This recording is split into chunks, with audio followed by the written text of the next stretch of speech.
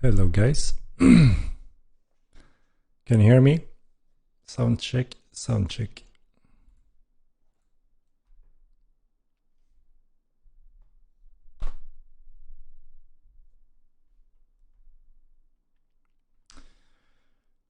Very fine, great, thank you. How are we doing today? Is everyone doing all right?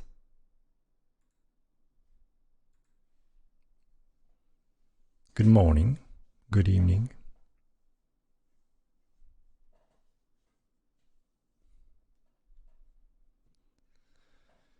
So, yeah, another Thursday, guys. Thursday.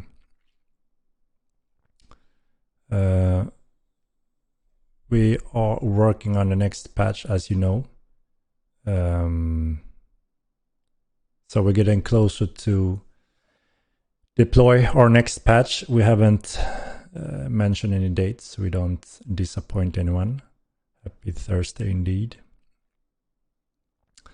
But yeah, we got some good stuff going on in this patch. So it's going to be exciting to deliver this one. Obviously some interesting game mechanics coming into the game finally, and we also have a very good list of fixes and polish and improvement of the game.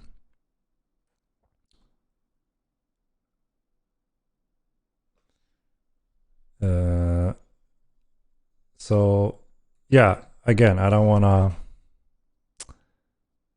set dates, but we will deploy it as soon as we can.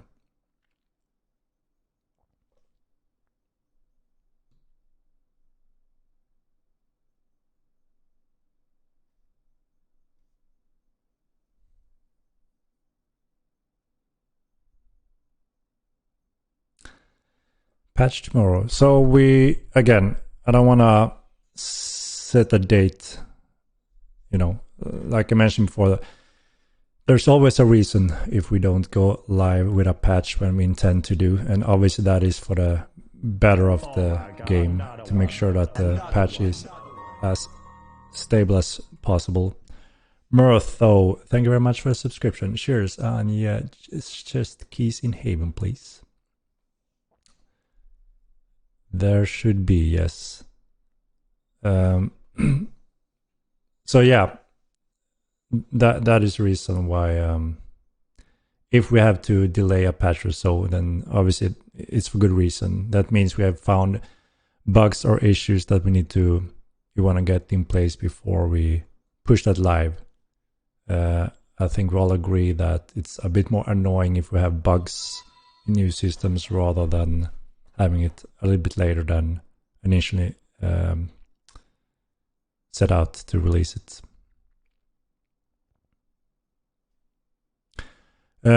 Yeah, so those questions when it comes to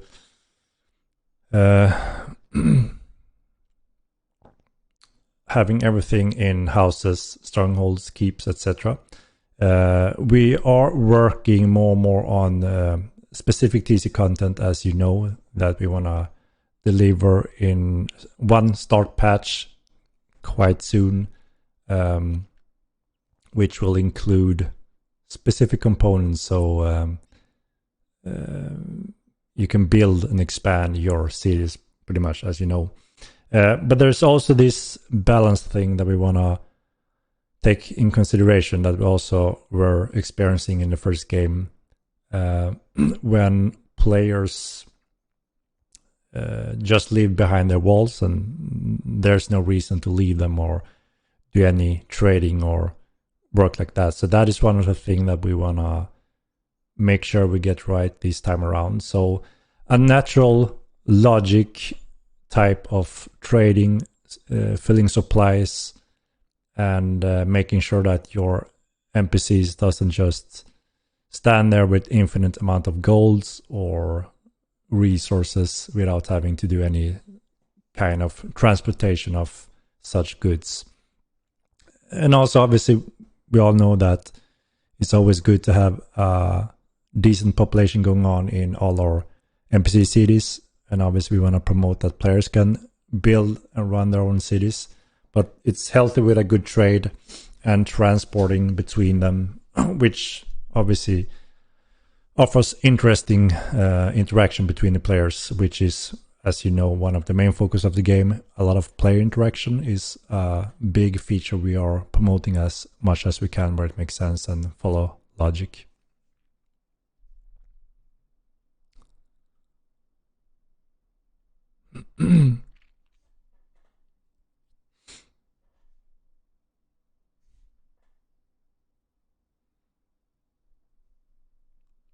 What happens when is it keeps Caravan gets robbed? How does the keep generate new gold for their keeps then? So exactly, every now and then you will need to run supply line refills from your city to one of the NPC cities, and obviously if that gets encountered by other players, then that means you have failed on supplying those filling those supplies, which means you may need to run another one. So obviously that will be a feature on its own that you need to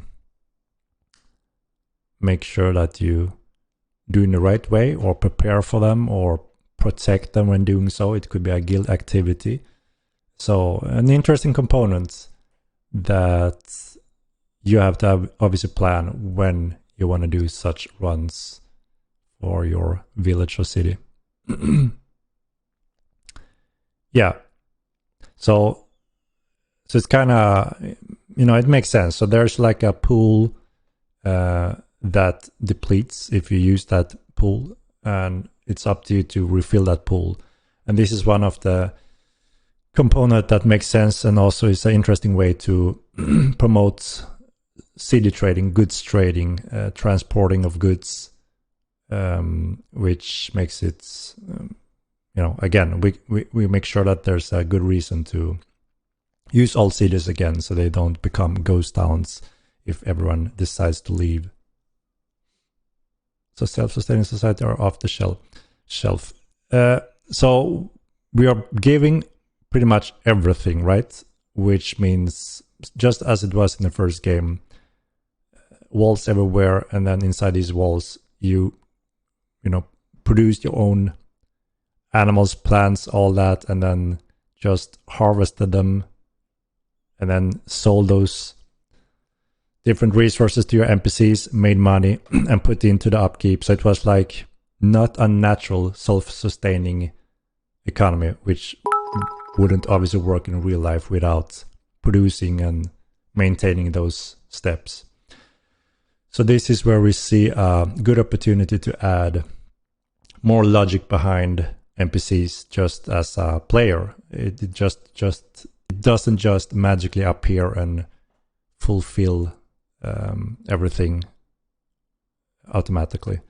So it's a good opportunity to make use of an interesting component and trade interaction. It's still quite early on, so I'm just explaining a little bit when it comes to how is the view on giving everything to your keep, and then you will never need a city again because there's no reason.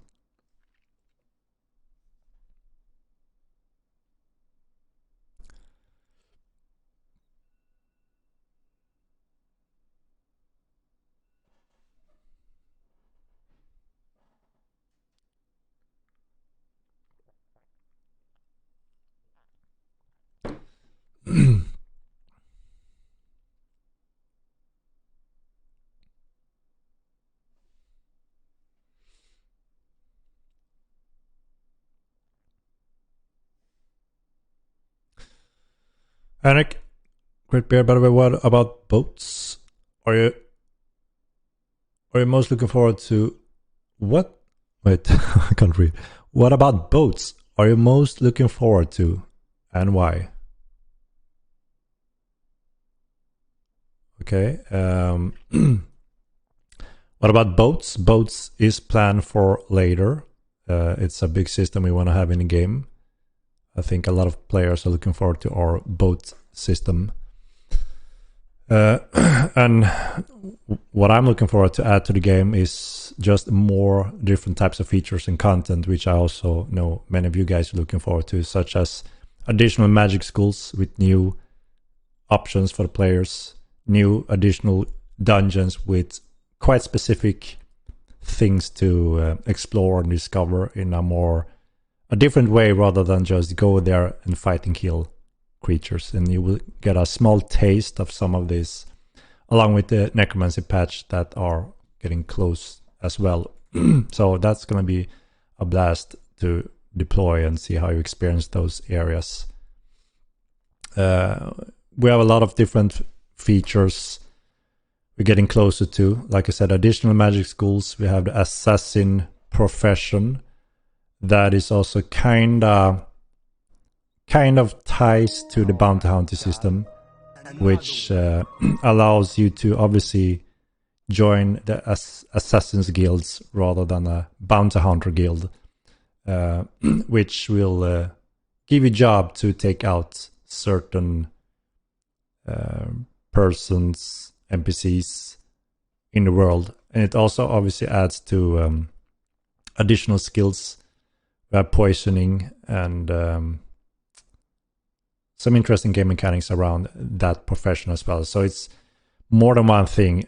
I mean, you can do work for this assassin skill and take specific persons out and expand in that tree, similar to bounty hunting. But obviously, we also make use of poisoning and such skills, trap making, that you can use wherever you want in the game if you don't want to participating in working for the assassinations guild, so to say. Over time we have additional weapon groups, special moves. We're getting new types of shields. So small, or I don't know if we call them small, but interesting additional options again to use on the battlefield in different ways. So that's always interesting.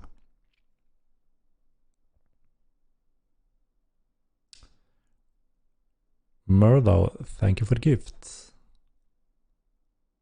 So when is that coming? So which one? So I mentioned quite a few areas, right, that I'm looking forward to. We haven't set the exact timeline for the next roadmap.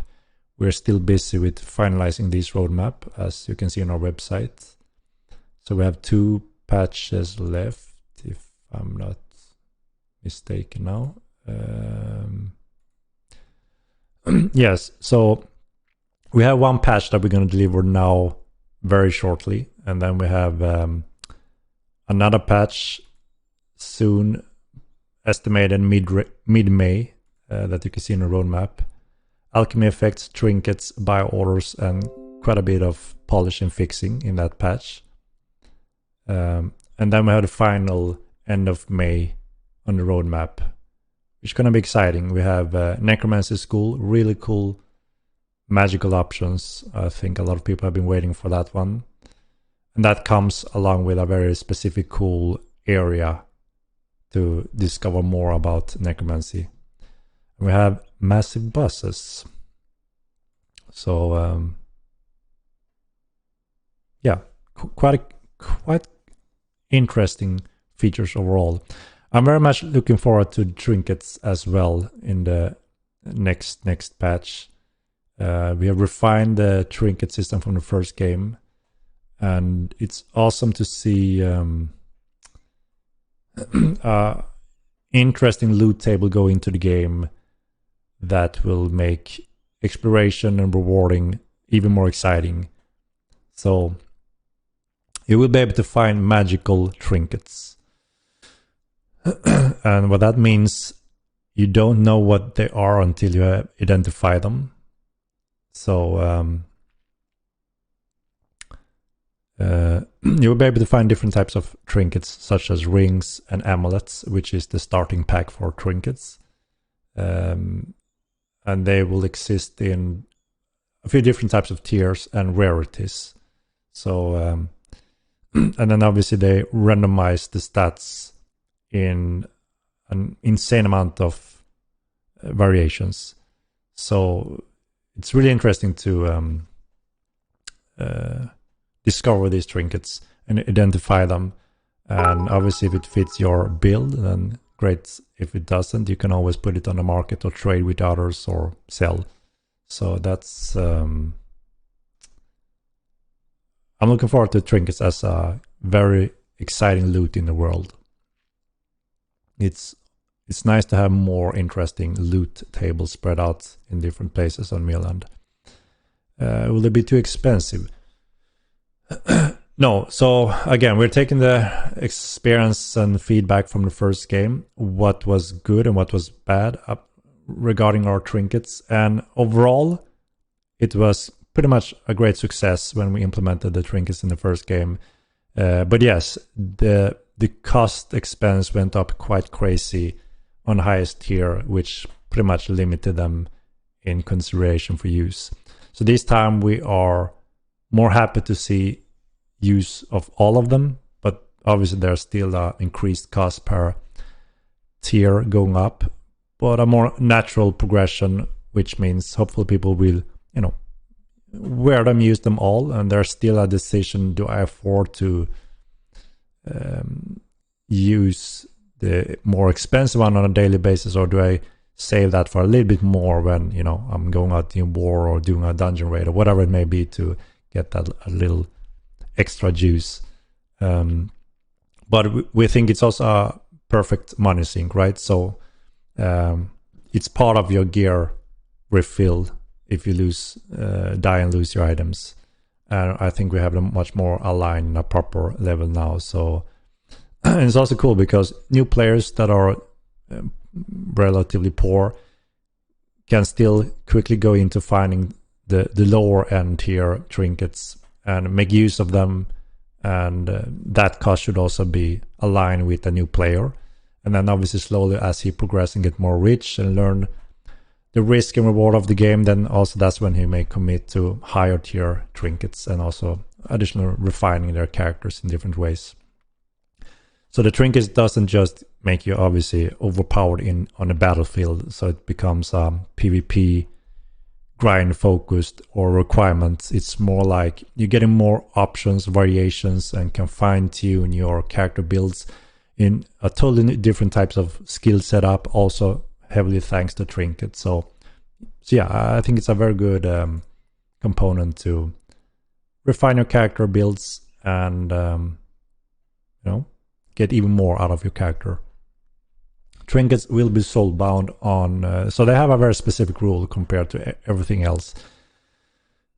As soon as a trinket is identified, that means you can wear it and get that effect depending on if it have an active charge or not, and it will be able to have 3 charges when fully loaded. When you die, when you wear the trinkets on your finger and amulets, and down the road there will be even more types of trinkets that is Clade inspired, like a pin in the hair, talisman. It could be anything, right? That goes along with the clades.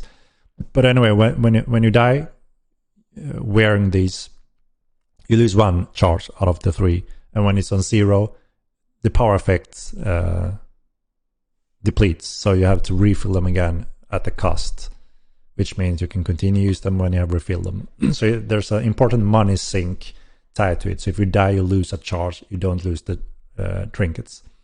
However, there's one important rule, and that is when you have the trinkets in your pockets, in your inventory, and die, then you will lose those items. It will be lootable. So if you're out farming trinkets, you may get more and more nervous if you're, you don't know the value, what you may carry. So it's up to you, obviously, to take the decision when you're going back to identify them or store them or whatever you want to do with them. And I think that adds additional interesting components, being out in the world, discovering these trinkets.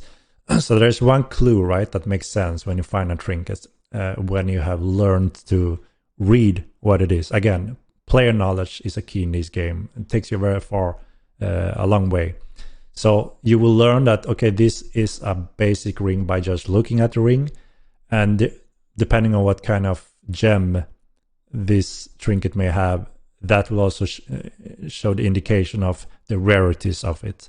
So there's 2 components that adds effects and power to your trinkets. It's the type of ring and it's the rarity component, which is displayed in a form of a gem type.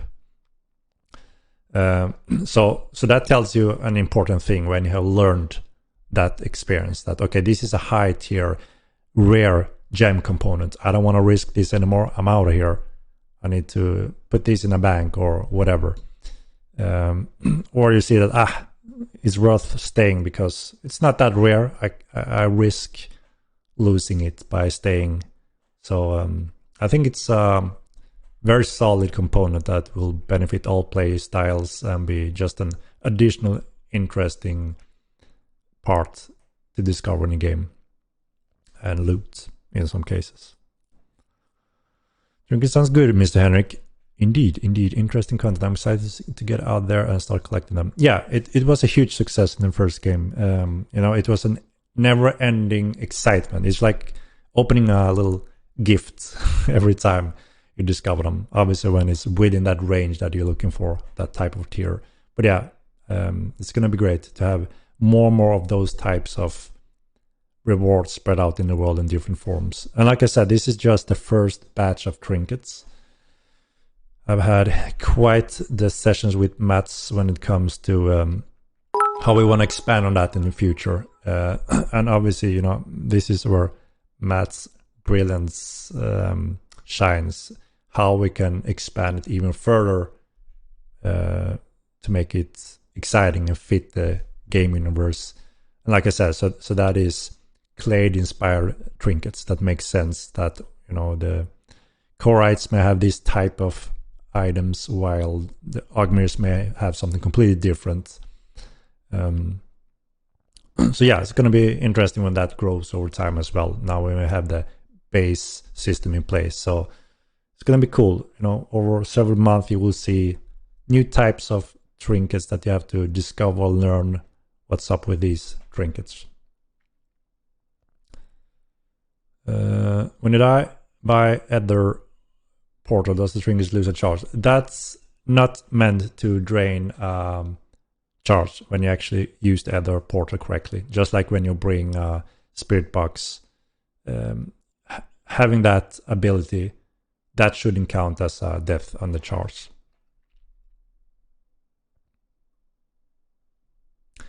Will trinket rarity scale with difficult location? Yes. So that said, there's always this thing with Mortal Online. So as many of you know by now, we don't try to make an MMO where it's very linear, it's very theme park, World of Warcraft, which is 99% of the MMOs out there, which means if these were the trinkets from World of Warcraft, then obviously you will have to go to the end game dungeons and that's it, right? But in our game, we also try to make sense. So obviously we don't have just one end game area. We have Milan, right? It's a whole continent, and obviously different areas and biomes may have different styles and different creatures, humanoids, etc., resources. So that means both yes and no, right? So obviously powerful humanoids, bosses, chests, that powerful things are protecting. That means obviously there will be a good chance that you may discover some rare trinkets, because that's, you know, part of the rare old ancient areas that have been protected, used by any of these humanoids or creatures or whatever it is. So yeah, naturally, if you go to a dungeon, there will be obviously always a good chance of finding different types of trinkets that make sense in that area. And also, if you happen to strike any humanoids anywhere in the world, there's a good chance that some of those may also carry trinkets, hidden treasures and loots that will be heavily added to the game. As I mentioned in previous stream, we have the point of interest, right? Obviously, that will also be a perfect opportunity for us to make use of these new loot items where it fits and makes sense. So you could actually be, you know, that's the beauty of Mortal Online. What? Just remember how did they discover the ring in Lords of the Ring? The one ring, right? It was in a lake, and a hobbit accidentally saw it and took it, and that's kind of started the whole journey, right? And we like that kind of openness to it. So what doesn't say that there's a walker that is walking around that may have been an old knight from the past, and if you kill him, then he may have something of value. So even though it may be an extremely rare case, it could happen. And we kind of like that idea that you never know, you know, even a noob fighting some bandits or walkers nearby, one of those may actually have something of great value and rarity, and he will stumble upon that, and hopefully he will be wise enough to bank it before risk losing it to a wolf killing him, and then someone else randomly runs into this ring. So yeah, I think over time this just will grow more and more, And I think everyone will find that exciting. So it's a really big, cool feature going in the next patch. You can find a ring inside a fish. So that is also a possibility, right? We have planned additional loot tables for fishing quite a lot. As I mentioned, we have the SOS bottles and such. So kind of makes sense that they could also have something along with them. It makes sense, right? Even though it may not be common. It's not the most common thing you find when you catch a fish, right? But you know, there could be shiny things in the belly of a fish. Makes sense, right?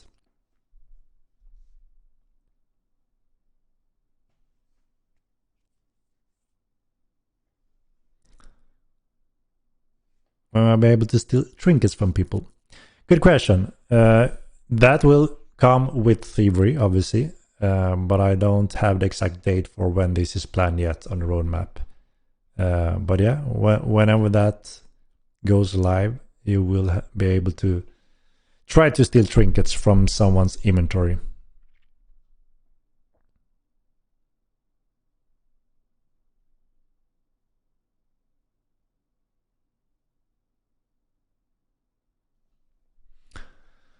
Also losing furniture and items. Jim said I can't do anything about it. Will it be fixed?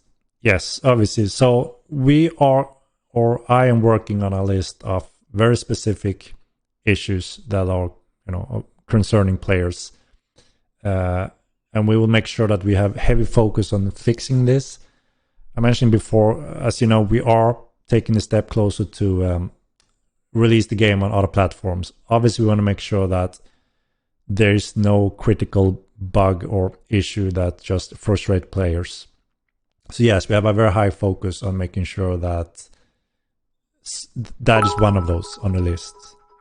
And, you know, we're also making sure that we have all the tools necessary for our GM, the staff, to go through everything, recover, and help the players when that, or if that happens in any situation.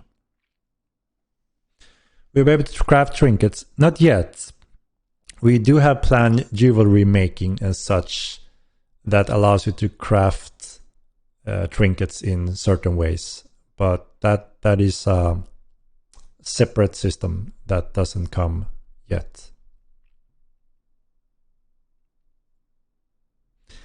Will pathing ever be fixed around houses? Yes, that is one of them as well. So just in general, to let you see the picture, everything tied to houses, pets, pathing, items, you know, everything that is valuable that someone have worked hard for related to such issues obviously have the highest priority on this list to make sure that we get them as stable as possible and have them under control. We have identified, I think, all of those situations where that goes wrong, so we can finally fix them also.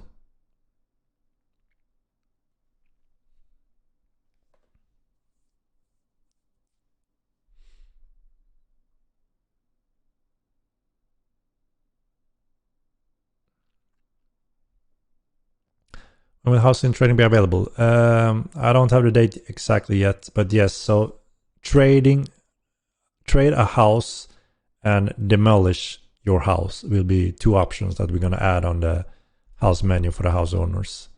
We will announce when we have the date for that. Pro Faka Games, thank you for the subscription.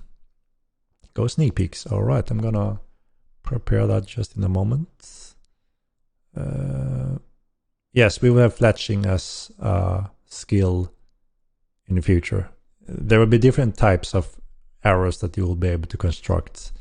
Everything from being more effective to apply poison on them, to sound alerting arrows, to obviously different types of tips that have different effects on different materials. So yeah, there will be quite a few variations to experiment with.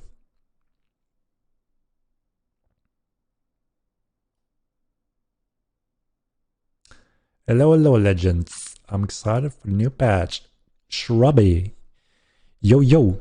Indeed. I'm very much looking forward to deploy this patch. A little bit delayed on our own or internal schedule, but like I said, I think it's better that we don't just rush them out knowing this and that is bugged.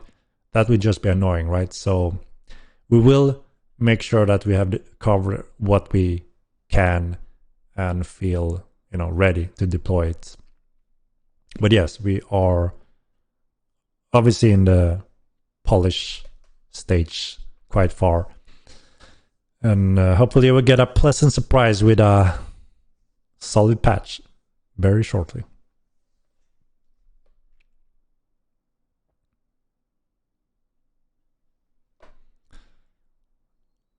When we find getting first implementation of sieging extra damage to a house. So yeah, that comes with TC and sieging. So I think it's important that we add a package of content that makes sense. So what that means, when we are adding the sieging mechanics, there will be a solid start package for both defensive and offensive options. And that will also, obviously make it interesting and fun to be able to deploy defensive mechanics and use those if and when enemy strikes. And obviously for the enemies to properly plan and learn how to make a good tactical attack. So, and as you know, this all ties to very valuable assets and a lot of hard work from a lot of players. So we want to make sure that it's as polished and refined as possible, so people can rely on the game mechanics without any exploits and have a fair, exciting fight, and hopefully enjoying that part as well of the game. We don't, again, it's too early to say the date for this. Whenever it's ready and fully tested, that this is a system going to be heavily tested. So as soon as we know more, you will see it on one of the planned roadmap patches.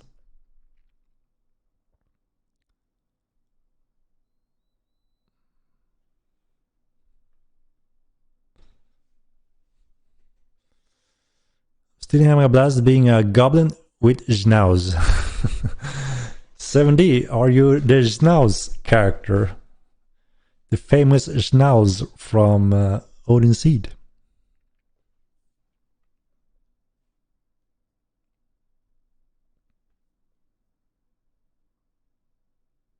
You're on point today, thank you. Are you excited for the next continent? I am. Anything that goes into the game, I feel excited about, because it helps the game grow and getting closer and closer to the bigger picture, right? And it's a never-ending story. As you know, this is not a game that we just release and that's it. This is the beginning, and it's just growing from there on when it comes to offering a game with, over time, tons of different features and areas to explore and discover. Henrik, why you ignore me? Sorry, I'm not ignoring with purpose. Henrik, can you declare wars on alliances? If not, what function do alliances serve? So alliance serves pretty much that function that you want when you have a specific tag, this is your allies, and you can't do crime by accidentally hitting them, including in cities. So it's just a helping tool to identify your allied group, and you don't have the struggle to go through standings, loss, murder counts, etc. So it's just a tool to help you with that.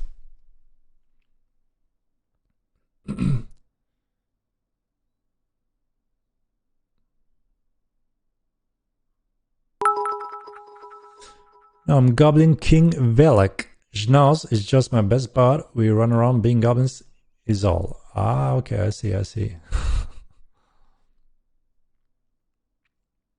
can get house chest interaction works similar to banks, having to take bags items out of the out to be able to open or split stacks is much less user friendly. Yeah, I agree. It's not very user friendly compared to the bank function. Obviously, it's not the same system, so it doesn't work the same. If it were, then you would have that function. It's quite different from the bank system. So additional type of system needs to be implemented to support that kind of quality of life function. But yeah, I agree that that is something that we would like to have. There's always a decision in a team that, okay,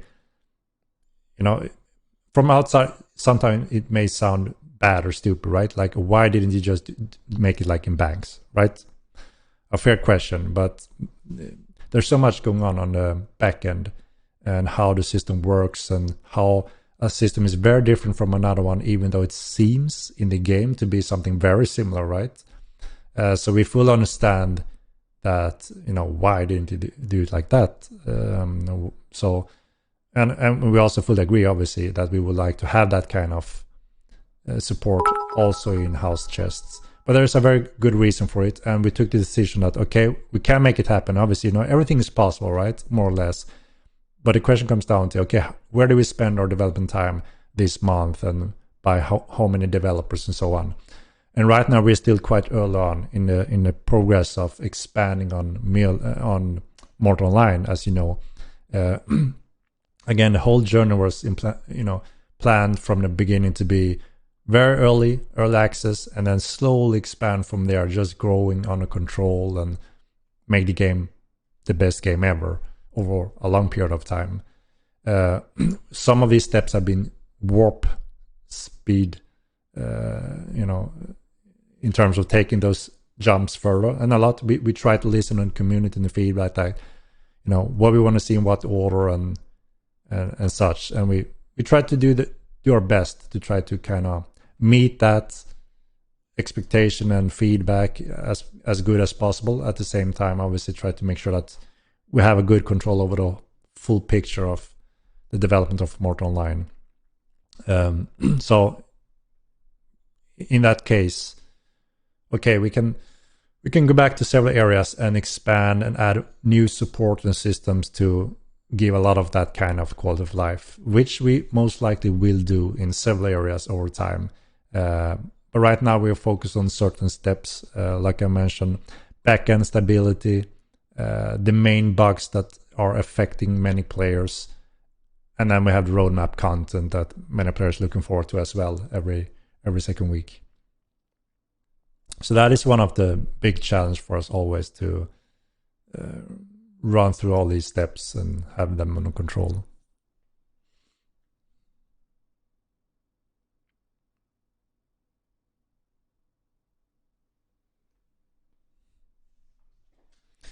Do we see flying mounts in the near future? The short answer is no. You won't see them anytime soon, and you won't really have a flying mount as a common mount. There will be a lot of different mounts. Most creatures in the game world that can be tamed, and where it naturally fits that you can mount them and use them as mount, will happen over time. It just comes down to manpower and animation area. And then later on, we do have flying creatures planned for, and rare flying creatures planned for. And in some cases, they could be mountable, but those will be special cases and not the common case.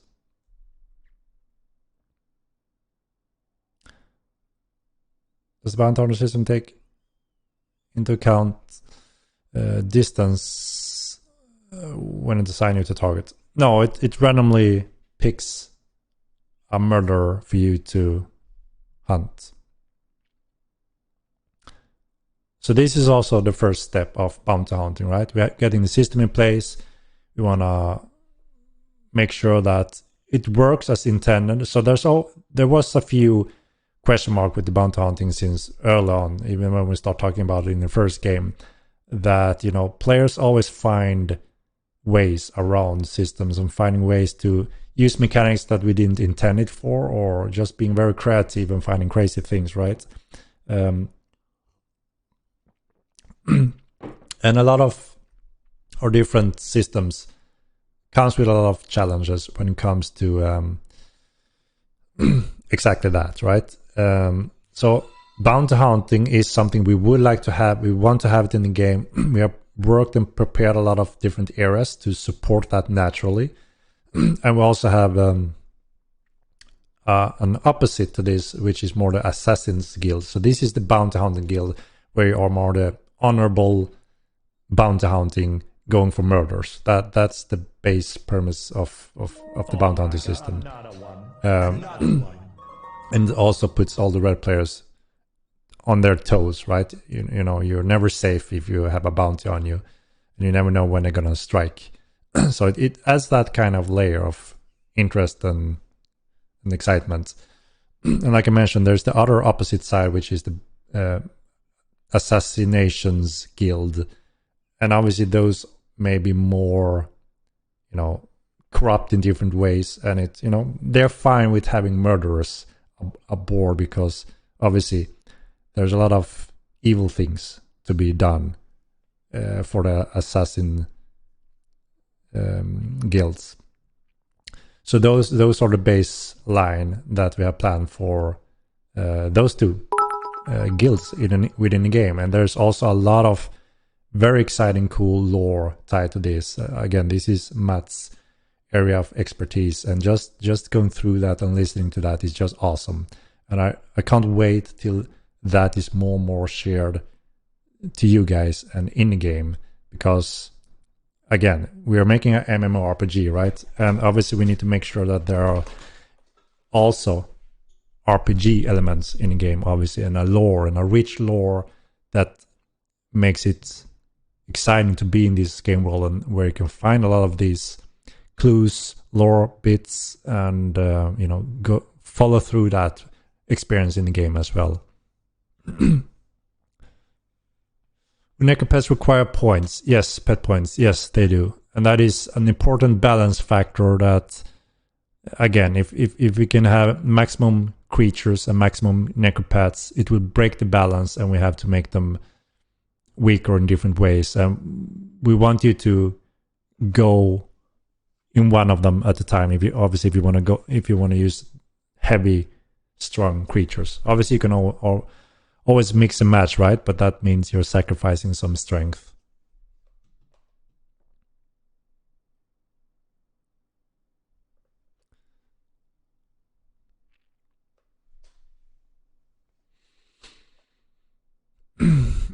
Hey Henrik, loving the stream and here. Could you start the giveaway soon, because it's getting late and I have to get up early in the morning. I don't want to miss it. Like Pyreco Live. I'm gonna do it in just a moment. Yes. Shall we do the sneak peek, or shall we start the giveaway and then we do the sneak peek while people sign up? That sounds good, right? Let me prepare it.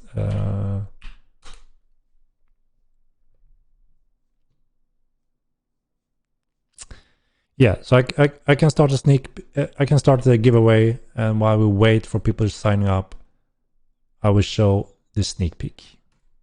All right, give me one moment.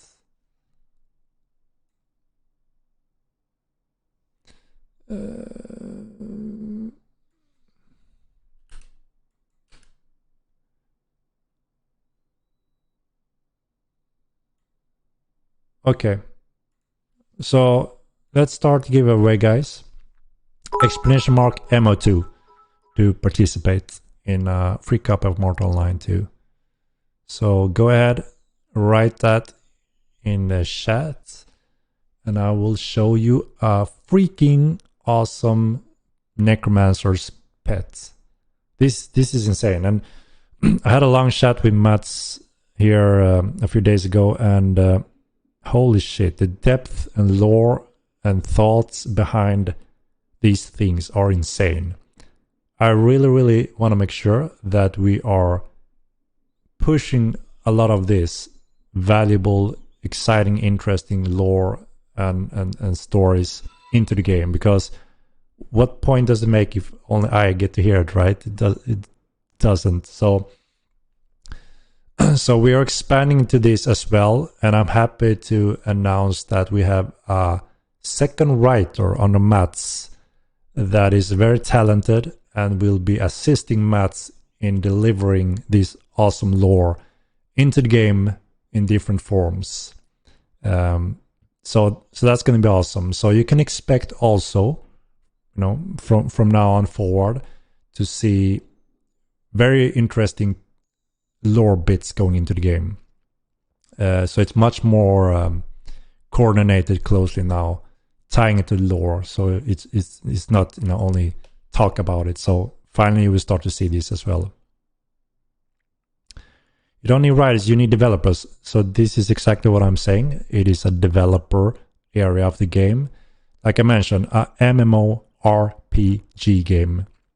It's vital that there's a lore and story behind it. What is this world? Because we want to offer this game to any sandbox MMORPG interested player, which means for that to happen, we need to fulfill that genre of the game that we are promising, right? Or we won't getting those players. Quite natural. If we only have a deathmatch arena, we will get Quake and CS players, right? Or Mordhau, Age of Chivalry players, right? But we want the game to be much more than that. And it's not just a dungeon run with RP, where everyone is happy, safe, holding hand, doing dungeon raids. It's not that game either, only. So again, for this game to shine and reach its full potential, we need to make sure we deliver a MMORPG. That's what the game is supposed to be. 95% of the player base doesn't care about lore, sadly. You're extremely incorrect. And that is what almost scares us sometimes when we hear feedback that don't they know what's going on at many times. And obviously we have to kind of slap ourselves and say, no, because how would they know, right? Especially if we don't see the full picture. Hanging in Discord or the forums shows you like 5% of the game, the gamers, the players. Henrik doesn't like hand holding. Sometimes, right? But you see what I mean, the point, right? There are a huge growing population of just RP players showing up in large numbers, and they are highly anticipating different steps of the development when they want to really get deep into the game. And obviously, if we don't deliver in those areas, we won't get those players. If we don't offer exciting AI, reliable AI dungeon runs, explorations, we won't get those type of gamers. And that means we're cutting the player base by like 65%. So, even though you're a PvP player fan, which I am also, for us to have a living, thriving world with a lot of excitement in all categories, we need all type of players that are interested in a sandbox MMORPG game. It makes sense, right, when you see the full picture.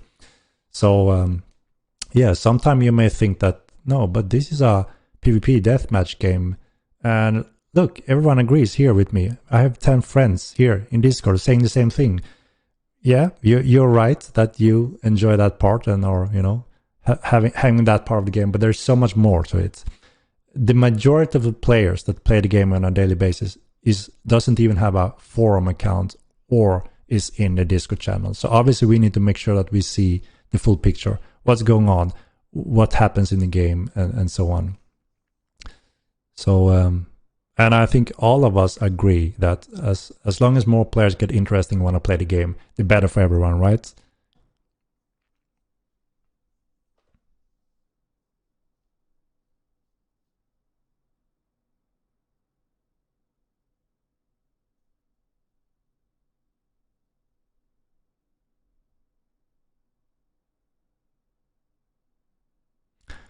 To combat buildings. Yeah, that is the TC and sieging components that we are working on. Like I said, I'm pretty sure you want those mechanics well done, fun, exciting, and stable, rather than rushed in without thought and unstable and unbalanced. That would create the biggest chaos ever. You know, we have been there a little bit many years ago. Karma, thank you for the subscription. Dear Henrik, please give us a tavern game so we have something to do while you fix the rest of the game. Sincerely, the people who like just logging in. Exactly, that's one of the components, right? So we have the taverns in cities and player constructions with different types of games, but not only games, also in different ways, betting games and different types of bonuses that make sense as well. You know, the taverns in Star Wars Galaxy was really cool. A place to socialize, recover stats and such while you know, getting boosts and just socialize and then heading back out again. So yeah, for sure, that is one of the area that we're also working on. So we're not just working on one area at the same time, and that is obviously the bonus in growing slowly but steady as from a small development team, so we can actually cover multiple areas at the same time. So yeah, there's quite a lot of areas, and you will see something in every category being focused on upcoming roadmaps that we work on. All right, I have the picture of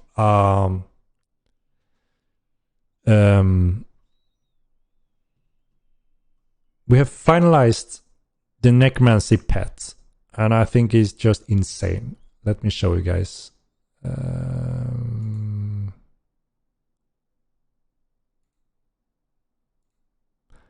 Look at this baby. Let me show you up front first, a little bit close up. Take a look at these beasts, guys. What do you think about it? What do you think about it? Looks sick. Pretty cool, right? The details of this baby is insane. I think they've done a really good job in creating a horrific beast that you put together. And the detail behind it, you can see up close that it's really sewed together with hooks, lines, different parts that makes it, you know, exactly how it was supposed to look based on Matt's lore. And it doesn't just come out of nothing. He actually explained me what it actually means. This is a Tupelak, what that means and where it comes from.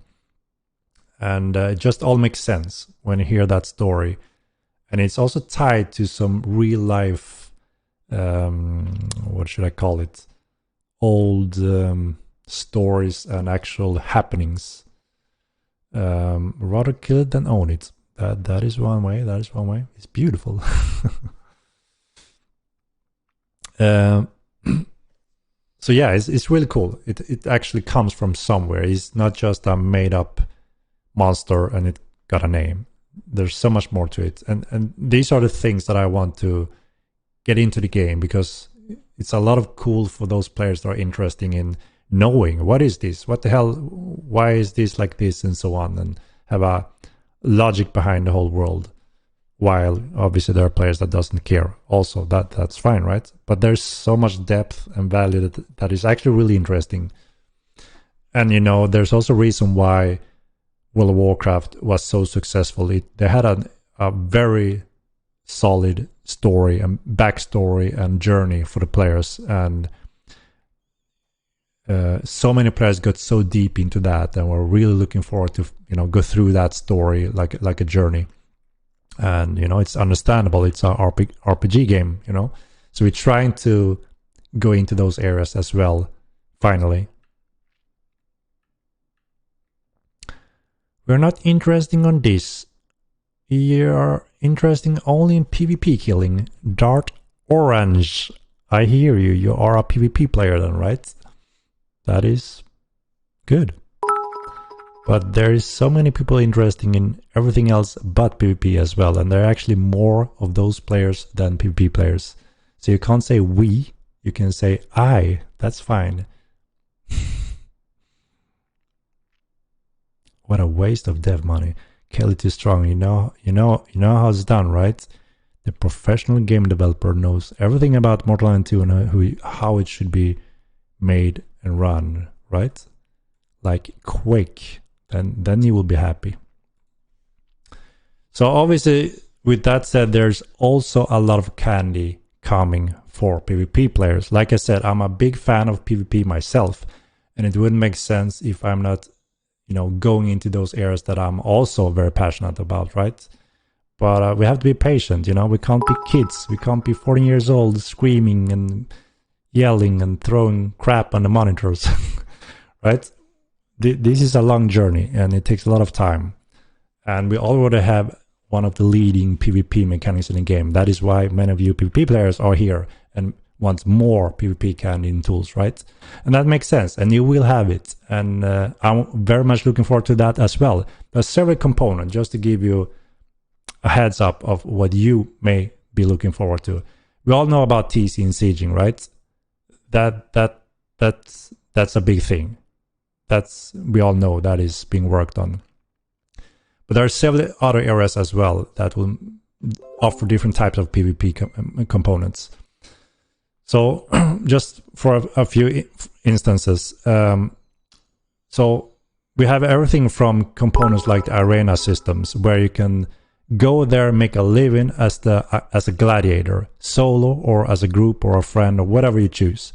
There will be a robust system behind the arena system that allows you to sign up for trying to become the best gladiator in Tinrim, for instance. There will be money making, betting, titles, achievements, and a lot of cool things. And there will be a ranking system that tells you this guy is the best gladiator on arena, period. And you will have those bragging rights, and you will have, that race in your honor that you're the number one on arena, or a team effort or a guild effort. There will be different types of options to sign up for this. So that is one area, if you find that interesting. That is more coordinated sign-up fights, right? So quite different from, out in the world, random encounter war. But still, a cool area that I'm also very much looking forward to see, because it's also a cool way to be able to watch that from the, sitting up in the at the stage and seeing players signing up, fighting for each other, and such, etc., and betting on it. Seriously, why you mention stuff like this when it's a month away? Okay, I will sit here silent, Schmerik. Sorry, don't mind me. I'll be here. I will be here. Holy shit. Oh my god. All right. Like I said, I'm trying to respond on what people want to see, what they're looking forward to. What am I looking forward to add to the game? Why are we here if we're not supposed to talk about it, right? It doesn't make sense. What the hell is going on with the world? We can't lose faith in humans, right? We have to be positive and hope that we will survive, hopefully, right? Jesus Christ. So that's one feature for PvP. And like I said, month away, everything is month away and years away. Like I said, we are here for many, many years. Mortal 1 was in development for 12 years and been running for 9-10 years something. And we were just a fraction of the development team. We had a fraction of the experience, and we had a fraction of the core platform in place. This time we have increased the development, both experience and team and resources and the core. Everything is, 15 years ahead this time around. And we are planning to work on Mortal 2 for many, many years, which means you will see many, many features and contents every month going into the game. So yes, of course, many of these are a month away. It would be very strange if they're not, right? It's not like in year 2024, that's it. Everything is in the game. That doesn't make sense, right? Every second week, we're deploying something in the game. Sometimes it's huge system, sometimes it's smaller system, and sometimes it's polish. It shouldn't be news at this point in time. Half finished content, ... Holy shit, Kel is this strong. You're cracking me up. Half-finished content. Okay, so the game will always be half-finished then. I will prepare you. I will prepare you. You can't be disappointed now, right? The game will never be finished. You will never have everything you want and need. If you enjoy the game and want to play it, great. If you don't like any of that and think it's always half-finished, what else can I say? I don't know. What else can I say?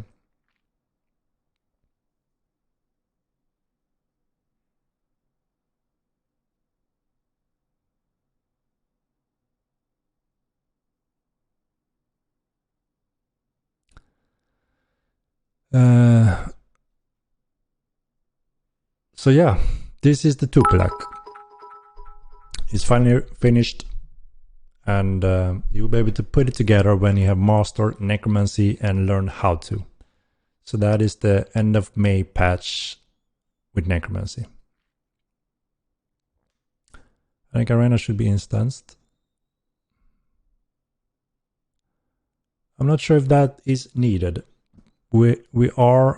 We have the opportunity to deload pretty much everything and make sure that there's obviously no level streaming going on wherever you are in the arena, and make sure that you have solid performance.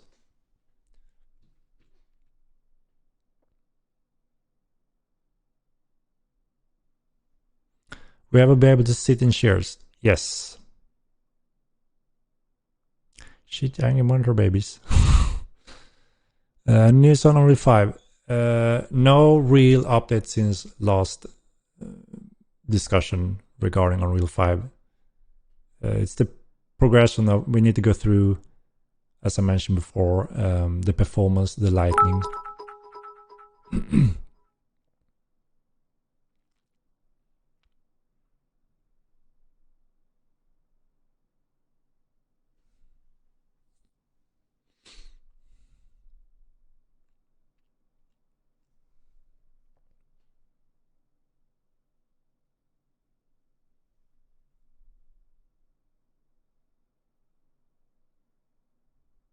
Can I put gems or trinkets into the black?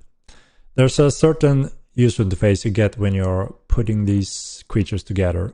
So it's a ritual to raise any dead creature, and making it Tupilak is a certain recipe.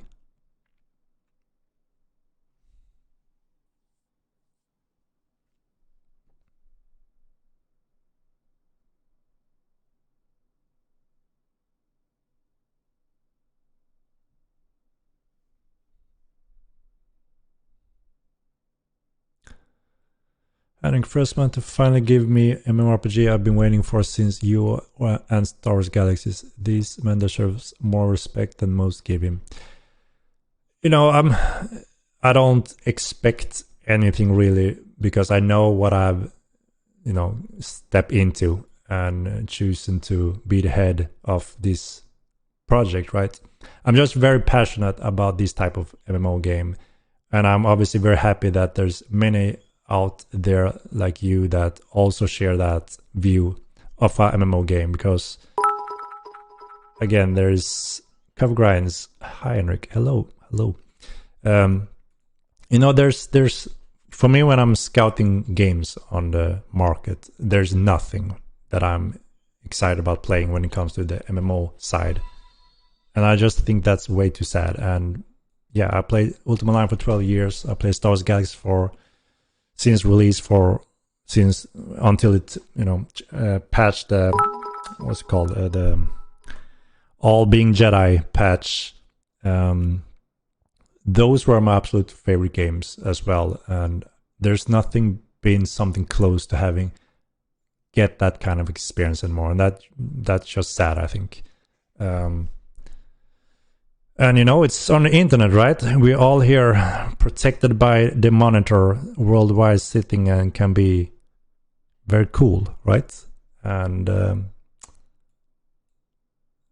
there's many people that think that it's very easy to do this project, and we're just obviously stupid for not knowing how it should be done, and many times missing the whole picture of what's going on in the background, and what does actually the majority players want. If we were just listening to the majority, we would have a PvP toggle, no PvP, and we would have another protected game world where there's no PvP or looting at all.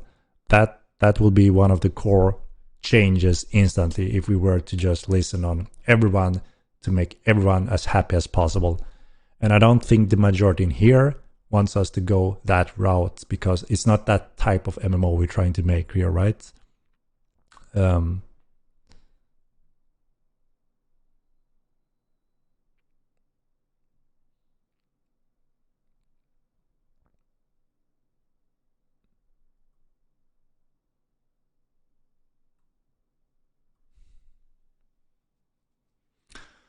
I would quit if that happened. I would too. I wouldn't play it anymore, sadly. It needs to have that risk and suspension, and sometime it goes to hell in terms of shit. I messed up, or holy shit, they smacked me, I lost everything. That can be a tough experience at times, right? But for me personally, that is required to feel it's worth having that kind of experience. And sometimes it goes good, sometimes it goes bad. And it's part of the overall excitement and unique experience in a MMO like this, just as it was in Ultima Online back in the days.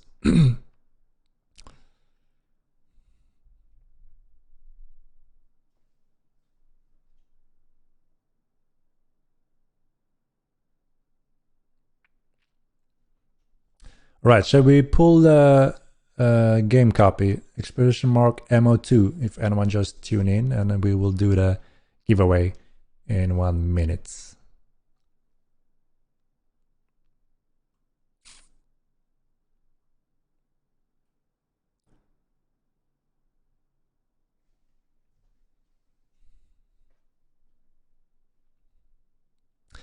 I heard that Henry spent all his MO2 profits on New World gold sellers. New World. Shinul. Why refining oven is not for Stronghold as well, and suggestion to enable to place priest and Necromancy outside of Stronghold. Yeah, so with TC you will get more options to refine everything when it comes to services and NPCs. So you will get those options with TC.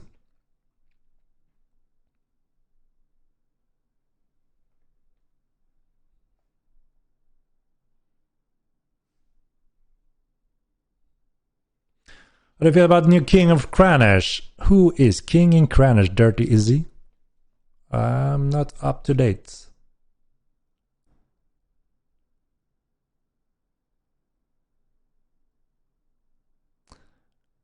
Are there any plans to solo-friendly content? Current bandit camps and Rise are quite difficult to tackle as a solo player. There will be a lot more. So, as I mentioned a bit in my per stream, was that we are working on in a total of around 1,400 interest points. And I would say that many of these are completely solo-friendly, while some of them is obviously very dangerous. But many of these, I would say the majority of these will be solo friendly.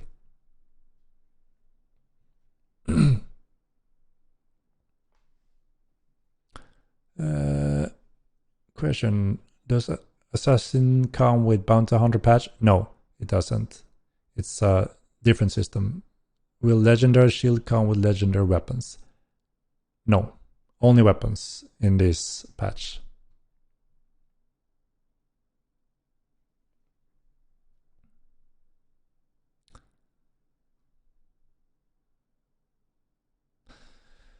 Will you put the Gladiator Arena on its own level streamed node so it will be fairly optimized for the fighters and those in attendance? So what we have been working on, as you know, heavily on pretty much every patch now, is backend content. And that is to make sure we get full coverage and everything under control when it comes to backend optimization and load. And yes, so nodes is one of those components that allows us to expand players in a specific way. And we have set up the world with additional nodes to balance the load over different nodes as good as possible. And right now we have a fair, good spread balance. And in this upcoming patch that we're deploying now next, also have a very big part of backend optimization. So, it's nothing exciting because usually it's nothing you will ever experience or see. You will experience the content we patch, right? But yes, there's a huge work and parts going live on the backend as well. It may be a one line in the patch note saying server optimization or something like that, but that is a huge thing. So obviously we need to make sure that we can see it in real time, all the load going on all these nodes. We have a specific dedicated node pretty much for TinRem. There's a lot of things going on there, and we're monitoring that load. So obviously if we see that the node where the arena is, if that gets heavily affected in a negative way, we can, yes, deploy a certain node for the arena if that becomes a bottleneck or we see that it may affect it. Thumberry the Bard loves MO2. Thumberry is an awesome bard, I have to say. Very impressive bard. King of Kranish is Tatsuya, and I'm Princess of Galkor. I'll be damned, I'll be damned. I didn't know that, Karma. Can I have a grappling hook?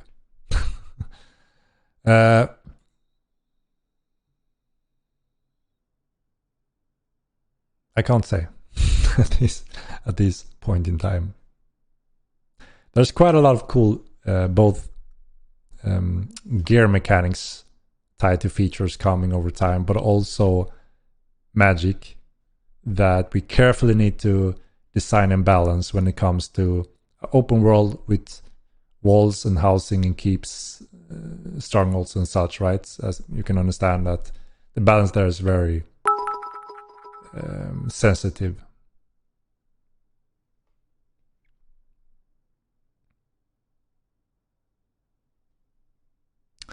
Tatsuya Aka G45 is the king of Kranish.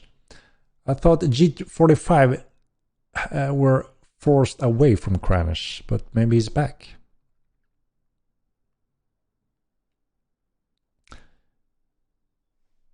Do these interest points include more camps or other NPCs to fight? Yes.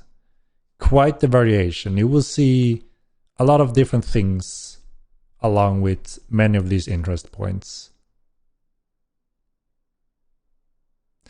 All right, let's pull the copy, guys. It's 1 long minute overdue. Let's pull it. Let me see here.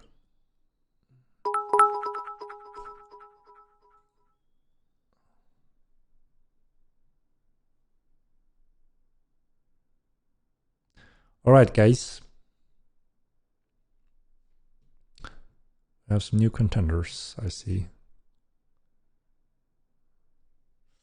No pressure, but every game with a grappling hook is instantly a good game. I agree. It's a fun and interesting mechanic, right? I played my fair share with grappling hooks and I enjoyed it. So I agree.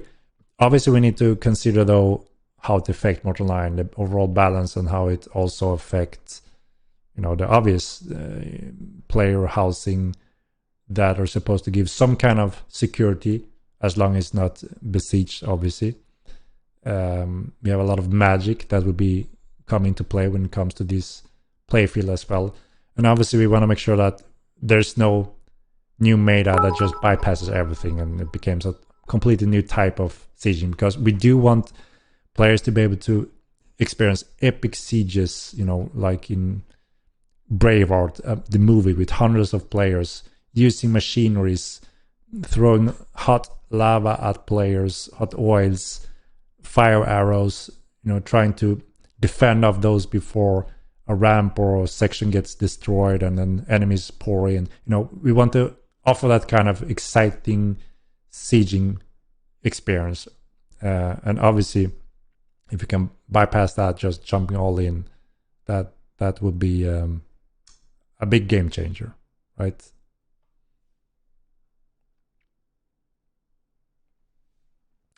As the races became yo-yo alive after figuring out grappling hooks. Yeah, I mean, that game were more focused on that, right? Those walkers running around and fighting and jumping up and down left and right. That was one of their hooks, right? The game hooks. We want to offer much more variation than that kind of fighting fields surrounding sieging and such. That's the goal, at least. Okay, here goes, guys. I'm gonna pull it. All right, good luck, everyone. Here goes the copy giveaway.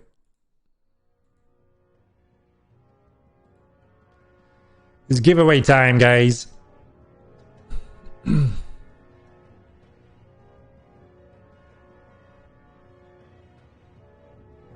luck, indeed.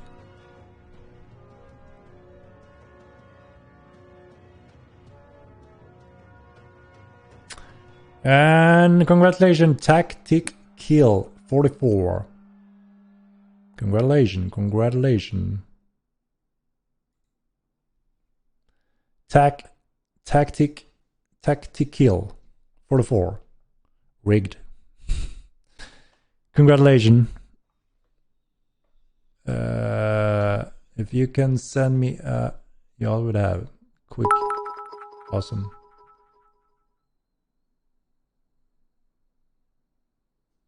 Yo. You won indeed, Tactic Kill. One lucky son of a bitch. Let me find that key for you. It's rigged. Do you think it's rigged, guys? Lottery system. How would it be rigged?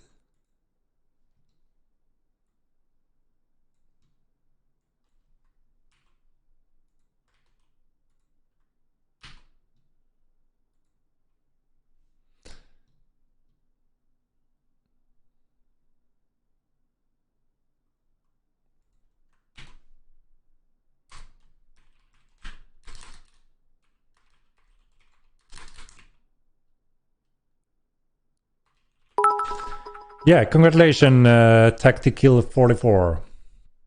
And there you got your CD key. It's going, Giga Chat. It's going well. It's going well. We're working hard on delivering our next patch. We're a little delayed on our internal schedule, but we won't set dates because, yeah, it will only disappoint if we delay due to good reasons. CD key, the old-fashioned CD key. I meant product key, right? Thank you for a good game and regular updates. Appreciate the commitment. Thank you, Immortal Experiences. Have we confirmed slings yet? We are planning to have sling bolas weapons and throwing weapons as well as weapon groups, yes. Thanks for the stream, Eric. Great stuff. See you next week. Good night. Thank you, Pyro Live. And good night.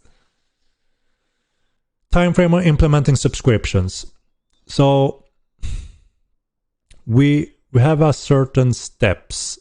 We feel that we really want them in place and under control before we feel that it's suitable to start a subscription.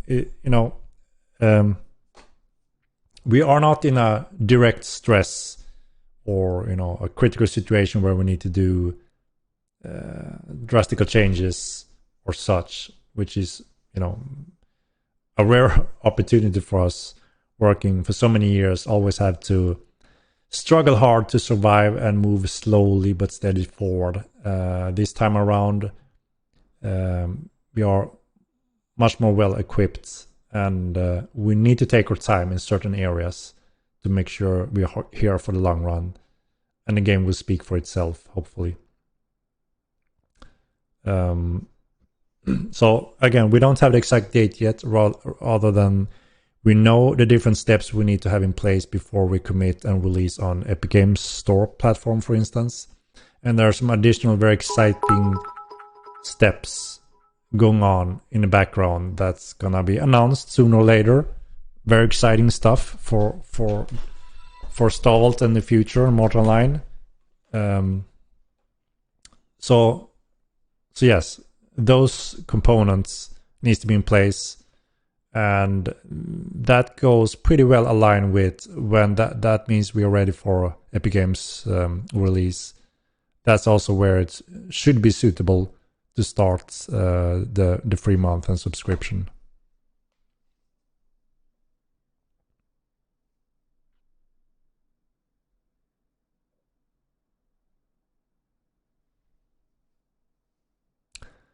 We're going to stop ignoring refining for only keeps issues. I just responded on that T-zoning or a little bit moment ago. You look pretty bad right now with that bit of rage you had a little bit ago. What rage? I don't follow. Did I rage? I don't hope I raged, at least. No, I responded on refining for keeps. Like I mentioned, a lot of component when it comes to running a city comes with TC, as most knows by now. And we also want that kind of transportation and trade link with current cities as well, just as it would be in real life. And that helps and promote trades, transporting, and risk rewards, and interesting gaming experience as well. When this great news for Stronghold. So I'm working on several steps and areas to obviously make the best for Mortal Online's future and securing different steps. And as soon as these steps are ready for the public, that's when we will announce things. Just as we do with roadmaps and when we plan to start subscription and etc.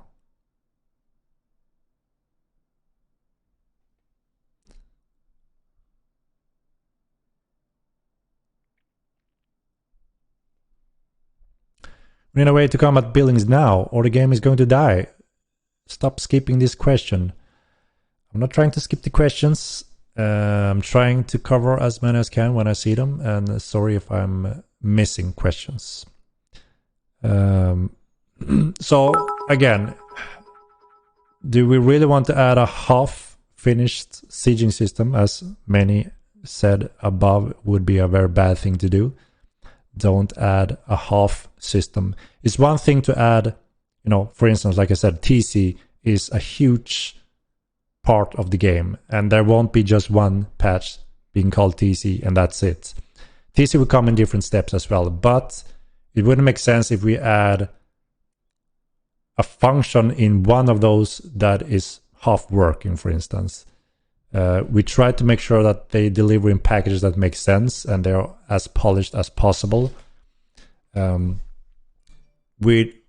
want to add siege mechanics that goes both ways, right? Both for defending and being offensive. It wouldn't make sense to just give the attacker side a weapon but not the defender side, or vice versa even, right? It wouldn't make sense to have defending weapons at this point if you can't fairly siege someone either. So it goes both ways.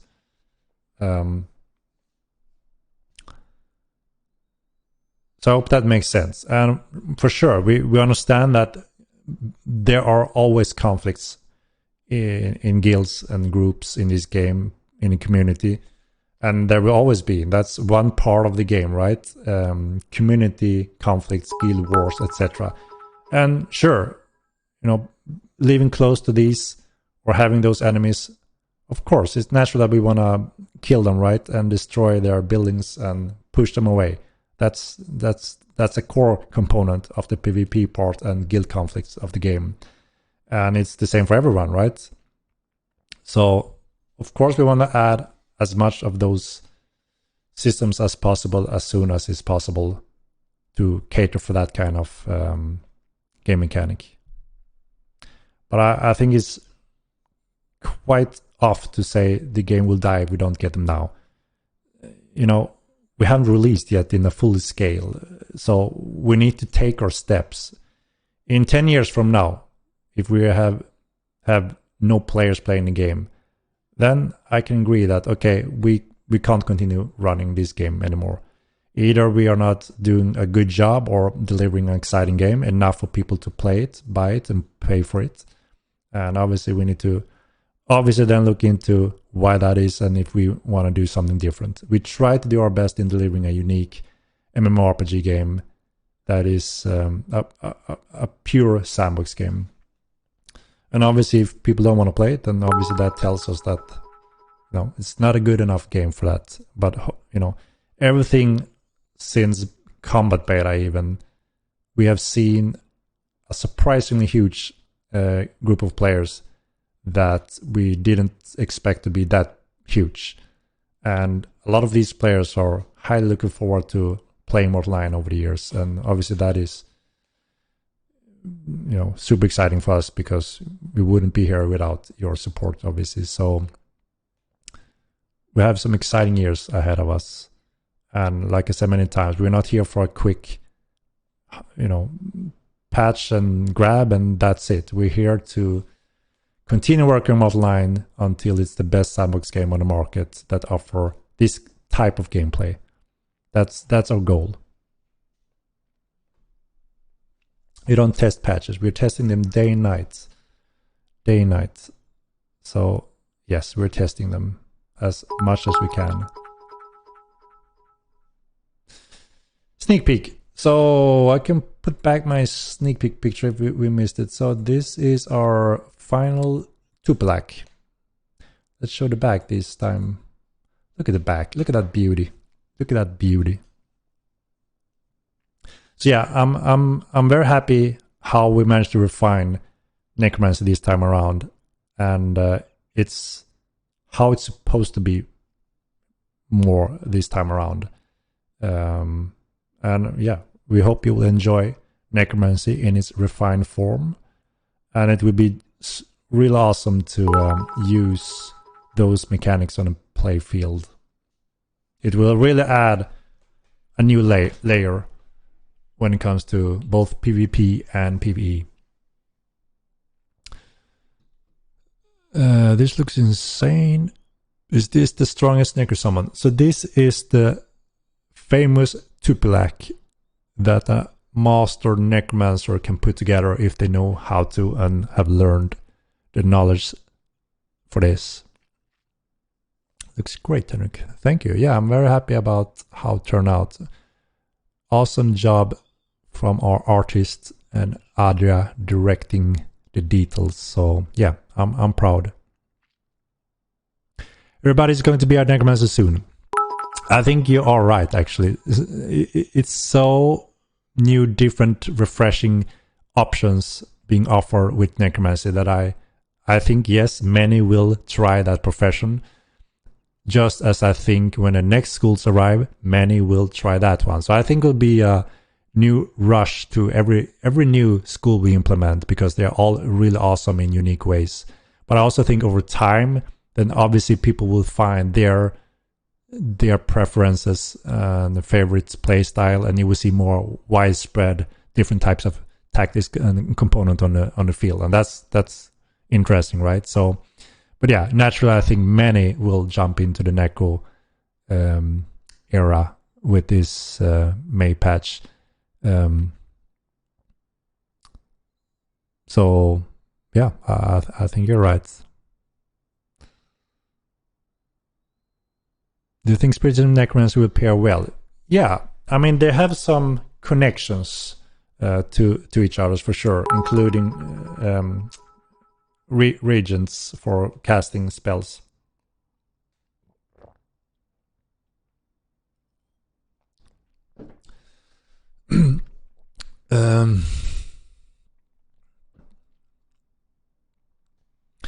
So one of the big change in Necromancy from the first game is that everything is animatable, as in everything you can raise any dead creature and it will become the zombified version, which is really cool. We never got to that function in the first game. So you can pretty much kill a troll and freaking raise that troll and it will be your pet. Now, obviously, it won't be the living previous troll, so it won't have that kind of power and brain, its own will in the same way. But just raising something dead as a pet is pretty cool. Yes, you can raise a dead horse, and it will be your zombie horse.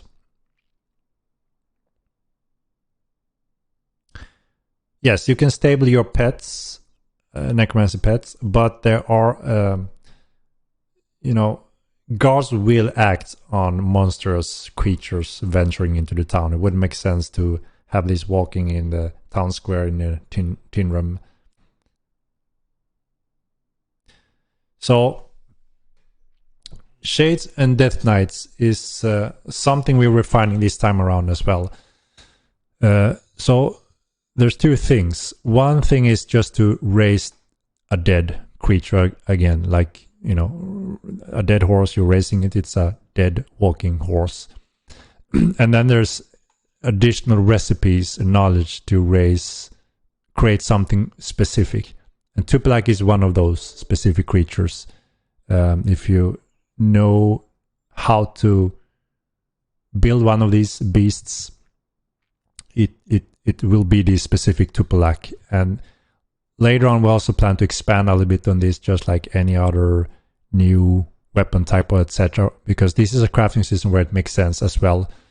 So you will be able to make different types of Tupilaks. One may be more agile, using other body parts from other creatures, and that will be represented in its style. So this is more like a medium tank Tupilak version, and then you will be able to do a more even heavier tank, slow, or a faster, more agile, weaker.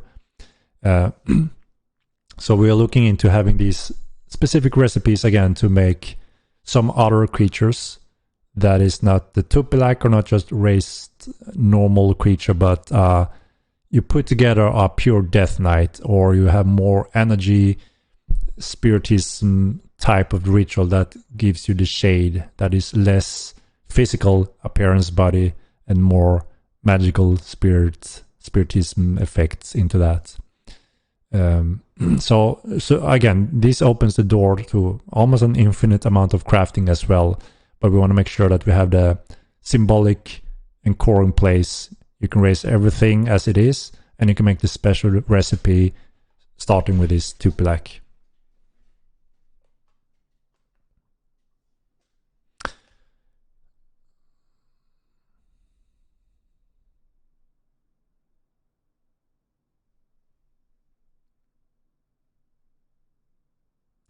Will recipes be only carcass based, or will heads be useful too? I'm not sure exactly where this, how far we're pushing this. Again, Mats is involved in a lot of the specific crafting and everything, explanation behind these systems. He designed a lot of these systems. And we're going through the finals of how to put together different types of creatures when it comes to special recipes.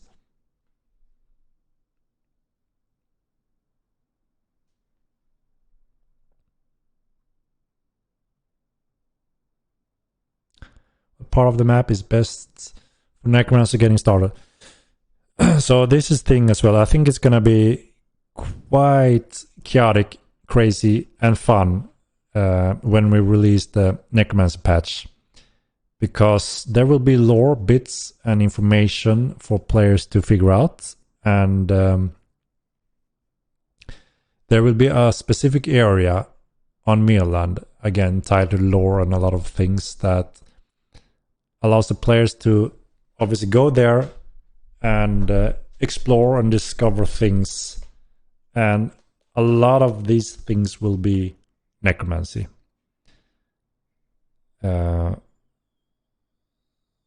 And obviously at this point we're not gonna reveal or spoil where and what and how at this point. This is something we are working hard on now to make as exciting as possible. But I have no doubt that as soon as this become known, I'm pretty sure this is going to be a very heavy hotspot for many players. And yeah, it's going to be exciting to see how that evolves and who does what and how things goes from there on. That's obviously up to you, the players.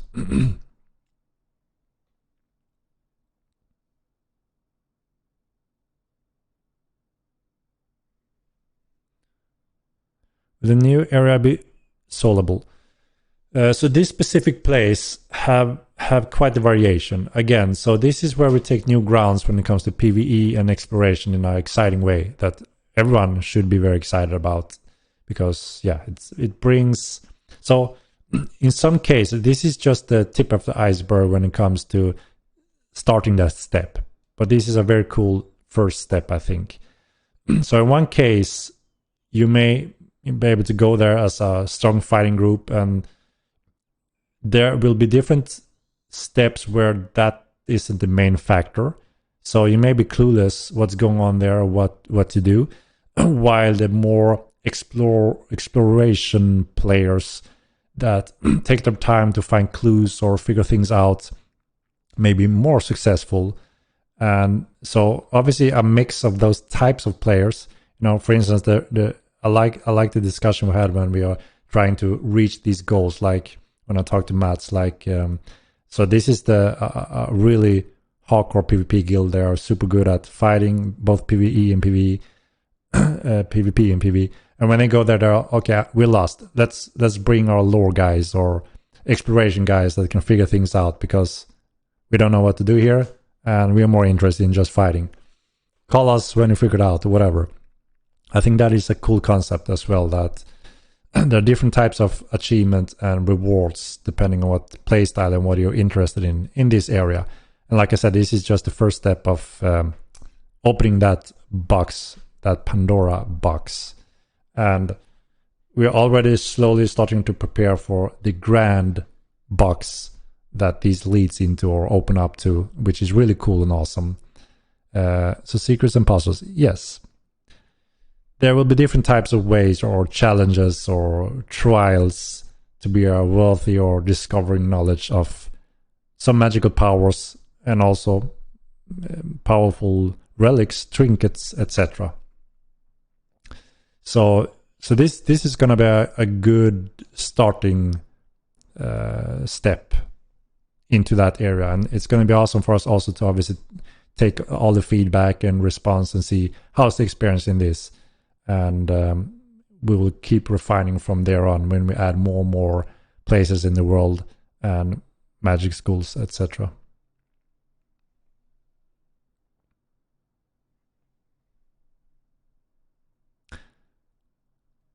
And this is also super fun to develop and design, because again, we can be creative and create quite the adventure for the players in many different ways. And also, again, we try to do something that is very different from many other games. And this is also where I think Mats has such awesome ideas and concepts that is just brilliant. You don't normally think of those things that he come up with, which I just find very exciting for this game. That's always been part of Mortal Online, I think. So yeah, you can be very rewarded in many areas when it comes to achieving this type of progression in knowledge by just being very, how do I call it? You don't simply just focus on fighting, but you can actually focus on solving challenges and tasks. And yeah, puzzles, we could call them. And progress made to the tower shields. Yes, we're getting closer to having those finished. They won't make it this patch that we are delivering now very soon.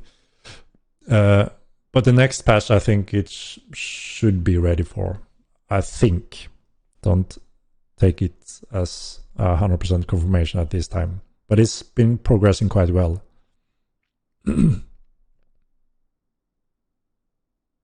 Portable torches on this patch too. They are already... No, portable torch. You mean campfires.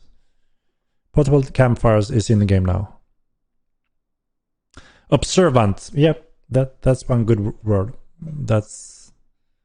Yes, being observant can for sure be helpful in some of these areas.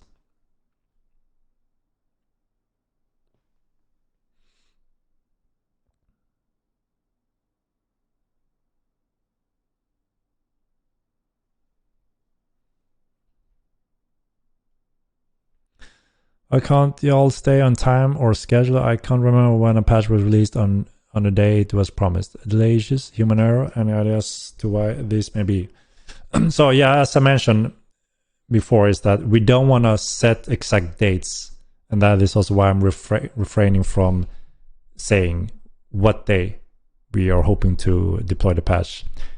We try that. I've tried to show our estimations, and with a big if testing goes smooth and well.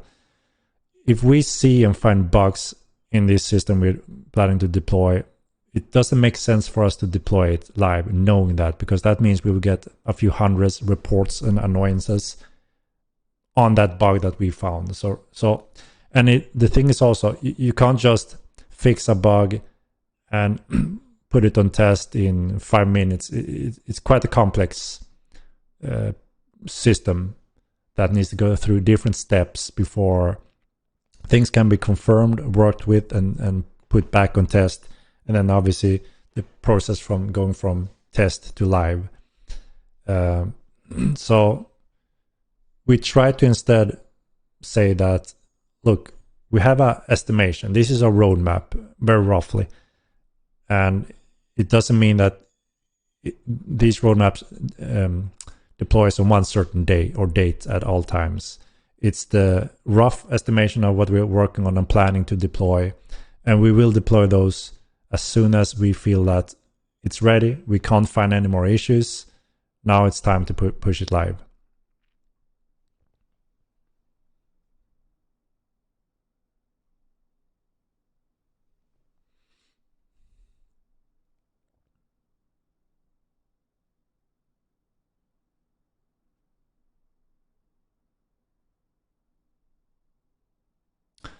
And rough estimate on next patch this week, next week. I don't even dare to say what we have set up to do, because again, if someone when testing finds something, this is bad enough for us to hold it and fix this before we want to continue. And that's what happened in the past when we have delayed. Like, okay, we're on track, everything is good. And then we have been running tests over the night. And then when we think we're ready, that, okay, we found this new issue and it's pretty bad or very annoying. We don't want to release it like that. So, okay, we're holding it, fixing that, and then test again. Okay, we're good. Then we go live. And obviously, depending on what areas and features we're working on, that can be more severe or less severe. Throughout the beta, we hit 25 patches on exact day, and it worked very impressively.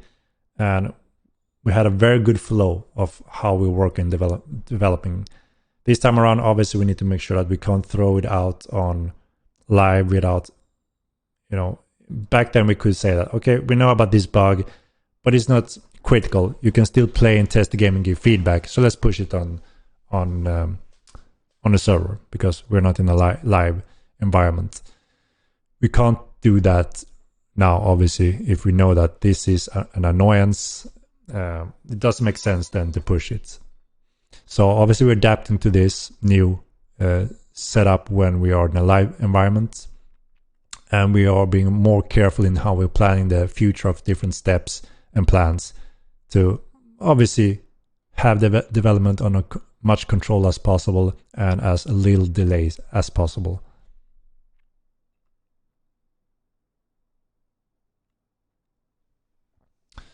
Be vague, release when ready. Yeah. Shouldn't have released the entire game then.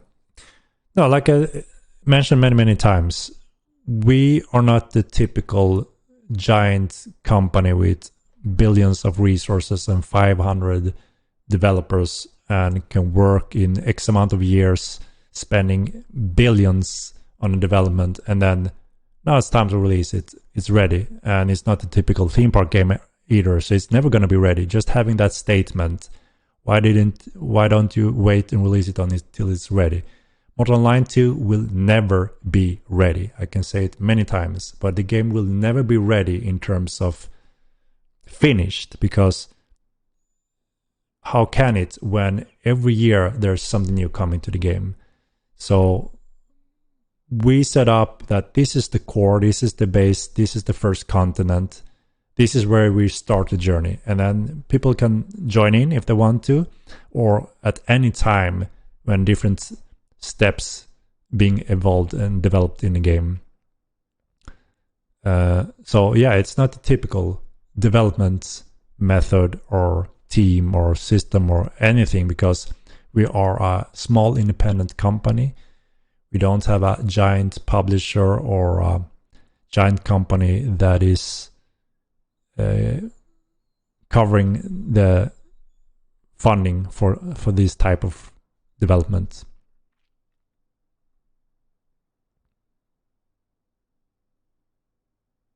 As the game no being a theme park related to it being finished at least. I made progress in hiring new animation, reducing animation bottleneck. Slowly but steady. We are getting help from one animator now that is helping in some areas. We have a few additional on trial and evaluation. Again, there are quite a few animators out there, but it's also, again, if they don't have any knowledge of in our softwares, and obviously also have a good eye for making good looking animation, then it's tough for us to commit, right? We want to make sure that when we do commit with the valuable fundings we do have right now, we want to make sure it gets put to good use and we get obviously value in return for the game. And again, animation and VFX is actually two of those quite hard to find. There's not too many that kind of checks all those boxes that is a requirement for us. Shebanger with the nation, thank you. Fighting ovens in only keys before or after sieging added to the game. So we don't plan to add any additional TC components before the TC pack. So we're working on a good TC pack that allows you to, that's the building the city with different services, etc. And we have sieging mechanics. Will Necromancy itself be locked behind a buskill? Not really. So again, this is there's a specific place that involves heavily with Necromancy. So this is a good place if you wanna go deep, fast, and effective in Necromancy. This is no doubt the place to go to, right? But you know, Necromancy is not just bound to one very specific area in Milan or Nave eventually. There will be different humanoids that have been practicing Necromancy or having lore, knowledge, spells, scrolls of Necromancy in various locations in the world and Milan. So it's not just 100% dedicated that you need to be here to find Necromancy. You will be able to find Necromancy in various locations where there may be knowledge about Necromancy or humanoids that have learned Necromancy. But yeah, this place will have, like I mentioned before, a lot of different components to figure out. And it's going to be cool because it's up to the players to share this knowledge. I bet it will be shared sooner or later. But also, is that all, or is there more to it? That's the mystery, right? And we always find that very exciting and enjoyable to add a twist of mystery and secret things. And it's up to the players to discover it, share it, or not. So yeah, this place will have everything, I would say. Everything from fighting to puzzles to riddles to finding and discover things in different ways. And yeah, it's one of the start of new type of PV and dungeon running, I would say.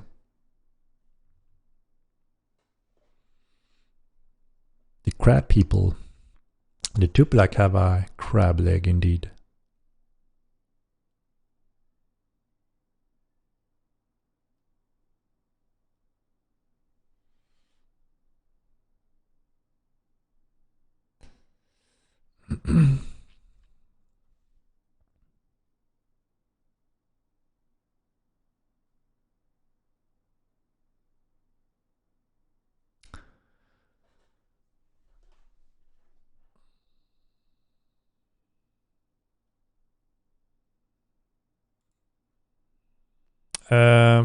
You will soon know more about the details of Necromancy. Maybe I will be able to do a stream showcasing Necromancy at first hand. If I can manage to do a build on test, jump in and show you guys a little bit about it. Maybe I can do that soon. And then we can go a little bit more in close details when it comes to Necromancy, without obviously spoiling any secrets. That's up to you guys. We love you, Henrik. And we love you guys. Thank you. And TC patch soon. So after the end of May patch, we're gonna reveal the upcoming roadmap. We haven't had the time to set all the dates or estimates on upcoming roadmap yet, so you have to wait until we possible do that update. That would be amazing. Yeah, maybe we can do that then. Necromancy. I will build a Necromancer on test, and we can do some spell casting. We are refining the rituals and VFX effects right now.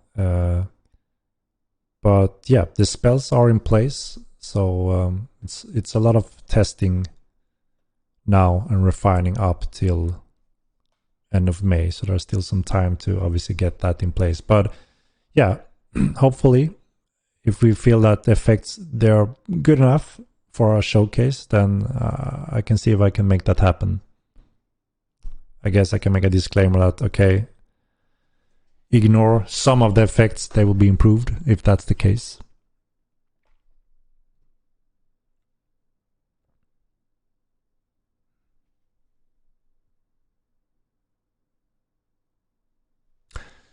So since we do have an external test group helping us, that obviously means we are not adding secrets that we want to be hidden from the players.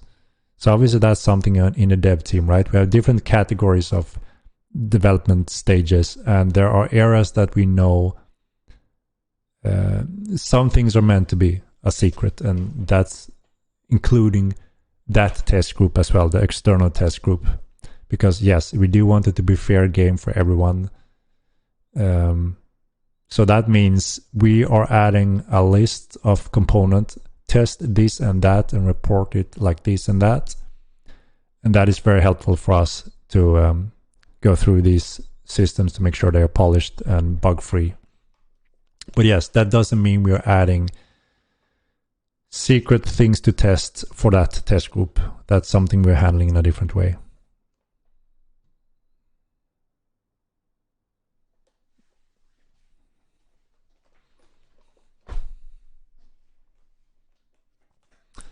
Just go live in game with a Necromancer army and stream it that way. That would be a strange thought, though, right? If I'm the first Necromancer in the live game, when it's your fate to determine who will become the first Necromancer, right?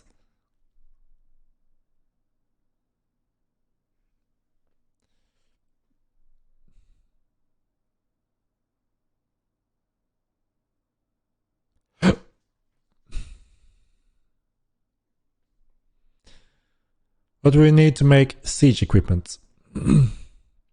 So there will be different types of siege weapons. So the first step is to do the sieging constructions location. That's where you can start construct siege weapons such as magnum or catapult, trebuchet, or such weapons. And those will require the logical components like iron, wood, that kind of resources. And with the right skills, you can put those together quite effectively. And then you'll be able to move those around like a siege weapon. So you manually have to move this weapon and rotate it and all that. And then you have to manually pull it back, load it with the ammunition, rocks, etc. And then obviously aim and shoot. And then there are, on the defensive side, there will be specific scorpion ballistas and different types of weapons, including offensive weapons that you obviously can build on your inner yard or on the wall sections. There will be a specific wall section where you can place hot oil, different types of tools, and the scorpion ballistas on rails that allows you to more effectively defend your castle, your walls, etc., your city. And we also have fire arrows planned for this. Fire is an effective component against wood stuff, and a lot of the siege weapons are built in wood. So there's some different options of counters.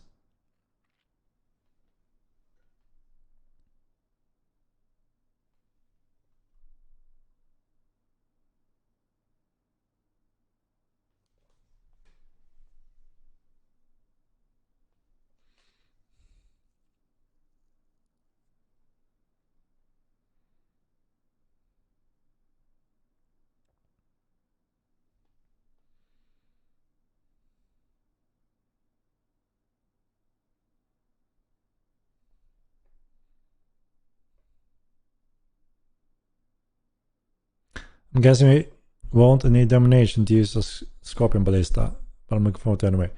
That is correct. A scorpion ballista is a machinery weapon. You can actually no, we don't have them on the walls on Tinum, right? It's only some trebuchet weapons, I think.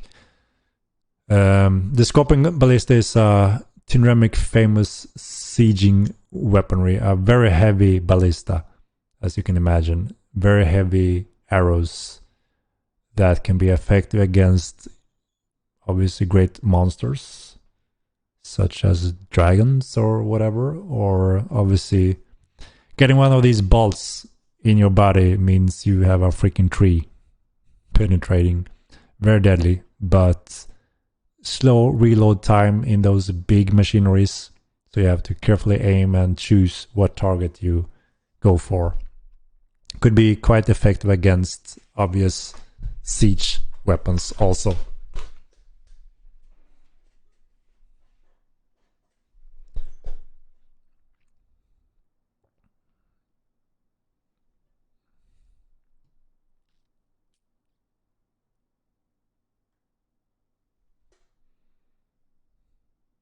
There's ballistas in Tyranny, so there are. I thought so, but I didn't remember.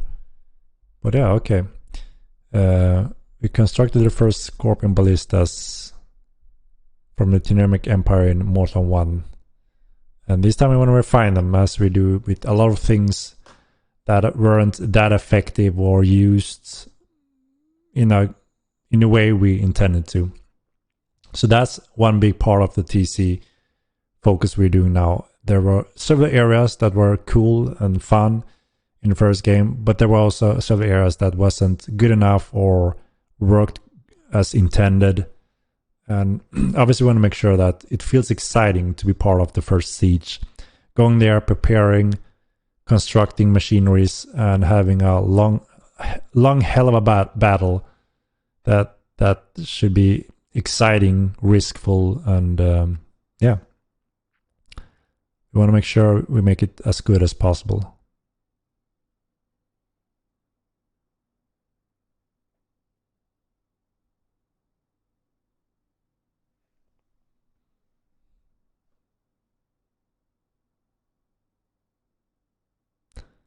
What happens if I want to add a dungeon at a spot and someone has a stronghold? They're already. What do you mean with add a dungeon?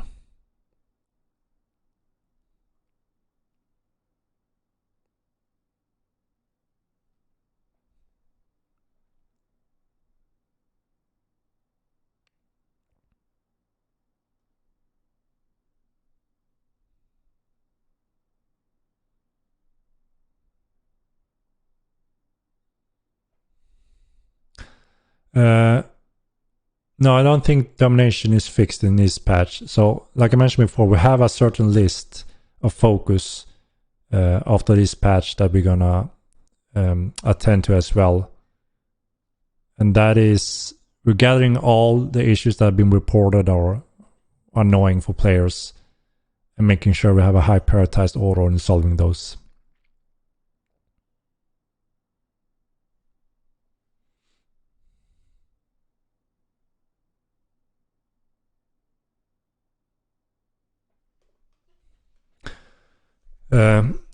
So there are many features that helps and promotes some other features, right? So for instance, TC means a lot of constructions, heavy goods, resources, and transporting that, constructing that, including when you're trying to set up sieging tents and build siege machineries.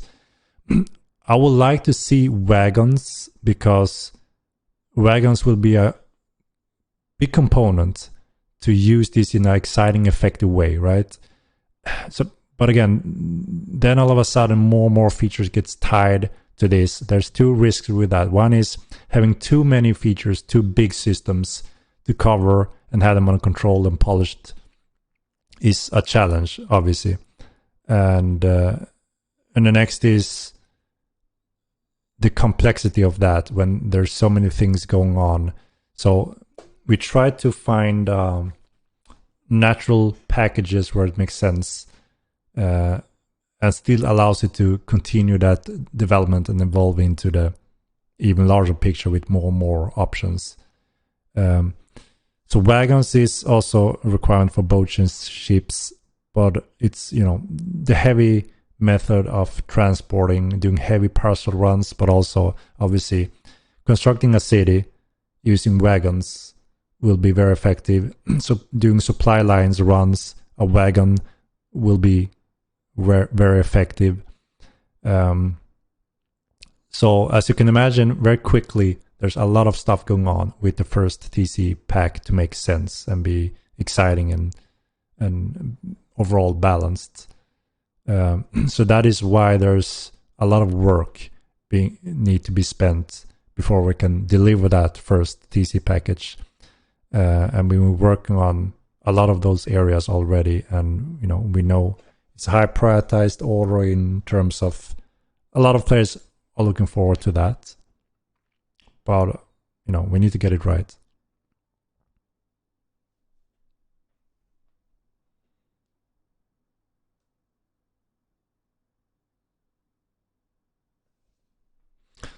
I consider the game to be ready for a subscription to begin.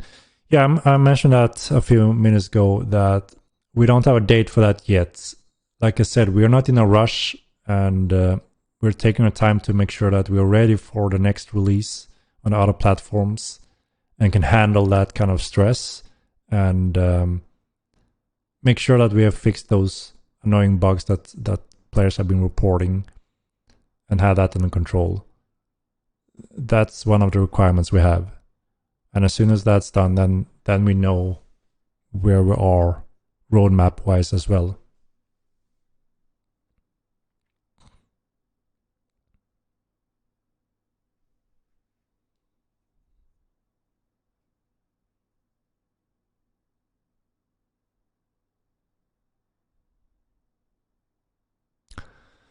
Elementalism after Necromancy.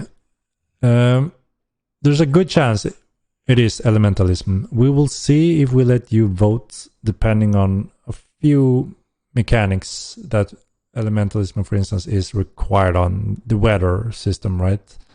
You affect the weather to access some spells, so we want to make sure that we have that under control. But we have elementalism, staff magic, mentalism, and illusionism. Those four are the upcoming choices. And I guess we could let you guys vote on the next one, I think.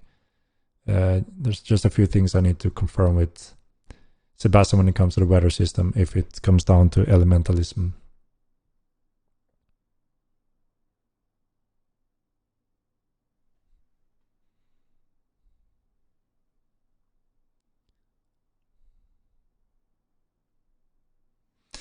Elementalism was a very cool school and a powerful school, very popular in the first game. So I see no reason why it won't be a popular school in Mortal 2 as well. Even more refined and improved.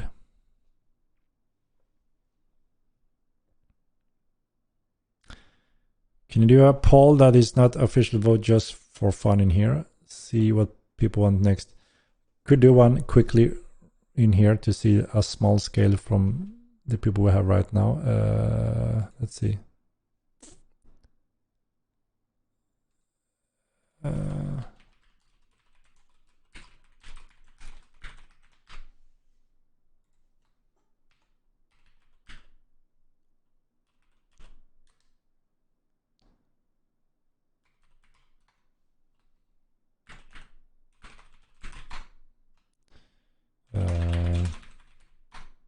I guess the problem is that many players don't know what those schools means, right? Play style and what it offers.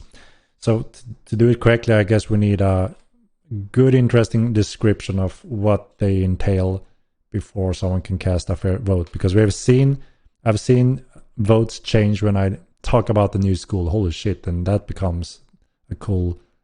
And then change the vote. But let's say illusionism, elementalism, staff magic, and mentalism. Let's see what we thinking here, right? Start poll. All right, cast your vote, guys. Let's see what you guys think in here, just for fun of it. Oops.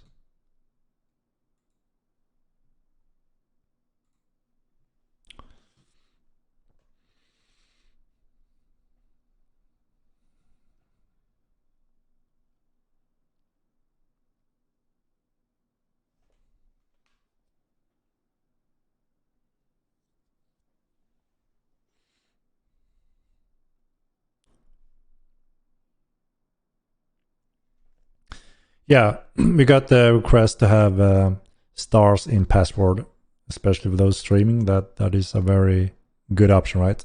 We actually looked into it today because there is a support in Unreal Engine for this function, but it wasn't a quick fix, sadly, because we hoped it was. But we need to hook it up in a certain way that requires a little bit more time, so we didn't want to rush it and mess something up that could delay us this patch additionally. But yeah, we can obviously make it happen. We just need to place it somewhere on the list. No animism. I guess we could add that on the list as well. I picked the ones that are naturally first, but maybe that school could fit as well, actually.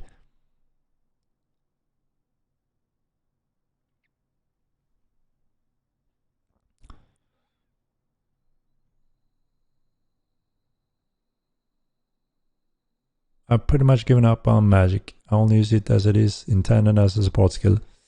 Yeah, I mean, like I said, just wait for upcoming schools and it will completely change. You will have many options on how you want to play a mage. Right now, yes, it is quite limited. Spiritism and ecumenical school. They are vital for success in the game, though, and yes, quite heavy on support roles. So yeah, other schools will give completely new types of tactics, starting with Necromancy already. And it means a lot of animation work. I'm not sure if it actually requires a lot. It all depends on how he decides to make it. So there's one thing, again, we don't want to do the typical copy row that everyone expecting from some of the magic and classes that you see in the classic MMO or RPG games on the market. And I like that concept, and that is also why I put Mats on that position, that because I know he have unique and very exciting ideas and thoughts, and he's also a master of all those old traditional systems. So we won't just make the traditional transforming into an animal like you may see in many movies or other games. We want to, again, make it the mortal way, which is in many cases quite different, and hopefully that will also make it more interesting, exciting, and not just being a copycat of something very classic. So yeah, and that's also why we did our own unique take on all our races with new names and their styles, lore, and visual appearance as well.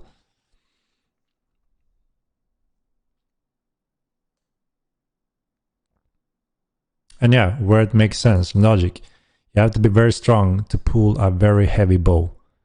If you're very skinny and weak, then you may not be able to pull those heavy bows as effectively as a Thursar or a very strong Ogmir. But at the same time, the Alvarins have a gift with a technique. But yeah, that is why we don't have dexterity bound to bows. Doesn't make sense, it's more RP elements. Some developers early on invented and thought that's how it is, and then that's have become the standards, right? All RPG games are based on that. Dex is always the archer, the ranger, right? We don't want to copy something like that, and also because it doesn't make sense. But we understand why you would think it should be Dex, right?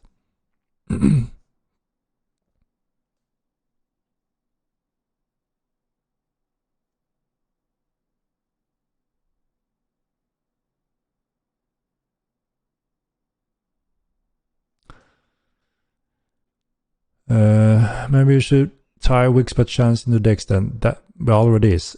Dex is based on weak spot.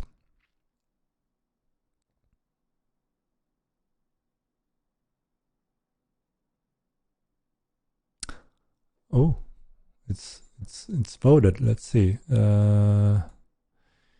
Indeed, staff magic won in this poll. Actually, interesting.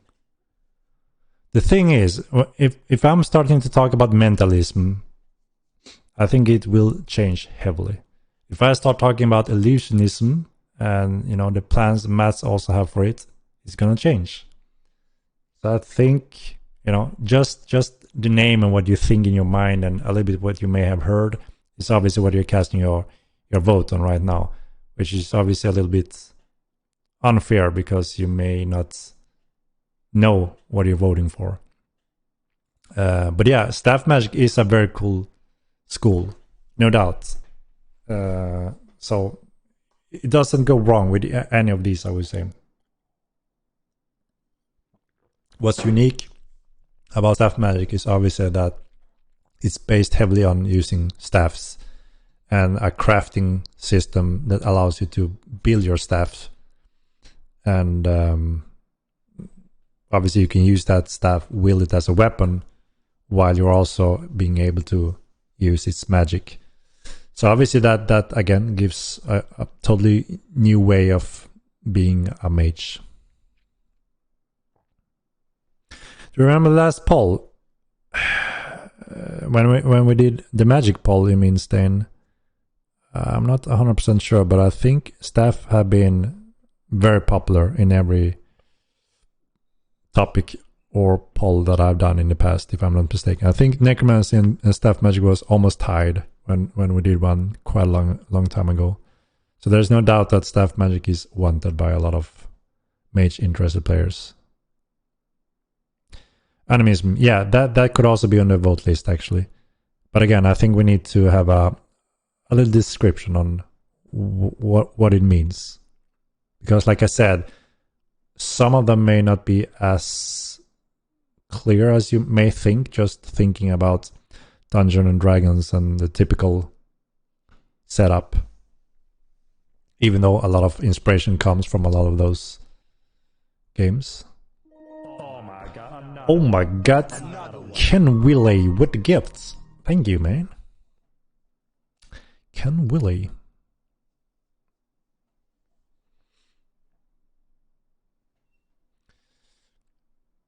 Look up Elementalist Mortal 1 on YouTube and imagine much better effects. It is a very cool school, no doubt. Again, it brings heavy tactical spells that they can use in a unique way. I mean, homing spell effects. Only that, you know, imagine if you're standing behind a wall. You can shoot out that orb and then you can try to aim it in a direction. So you can actually go up above a wall section and up, and then you can down and turn around. So a lot of player skills, difficult player skills, but if done correctly, it can be very effective. And yeah, some different types of blocking, pushes, AoE damages, all kind of cool stuff for sure with elementalism.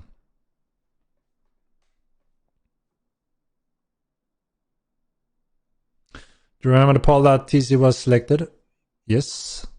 TC is something we all want early as possible, right? Most of us, at least.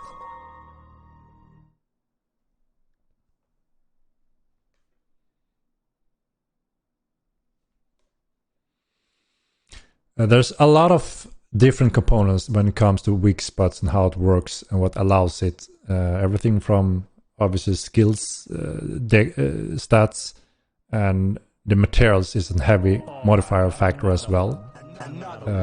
Just as in dagger, weak spot daggers, etc.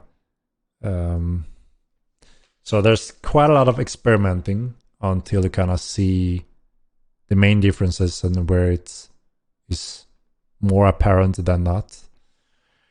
Remix Ninja, thank you for a subscription. Thou Majesty,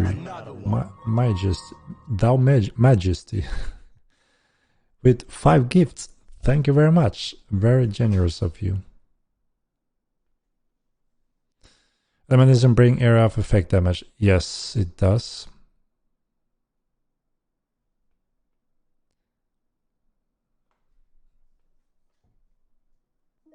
Oh my god, another one.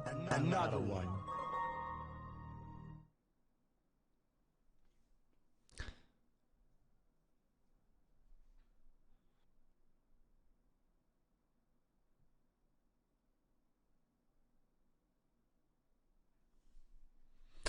Any chance of spinning up tame pets so they're more viable?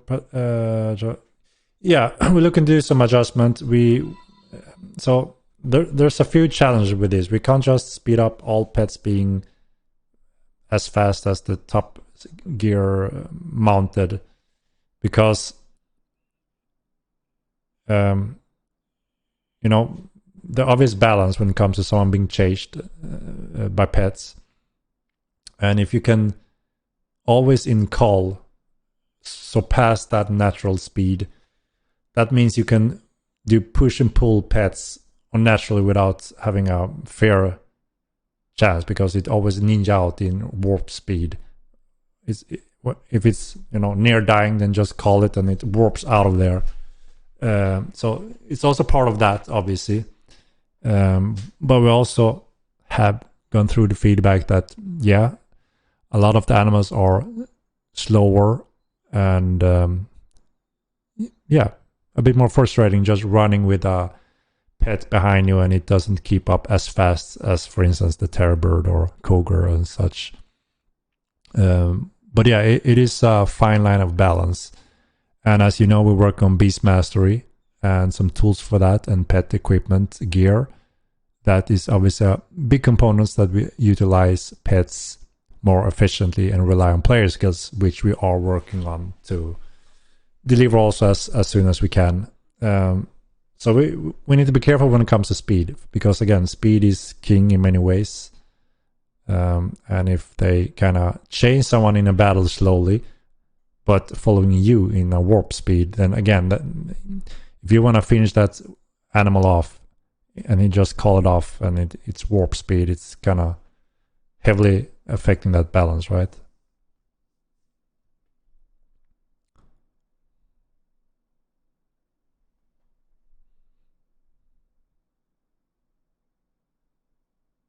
When the knockdown effect of Earthquake come into play. Yeah, that's quite an important component for the Earthquake spell.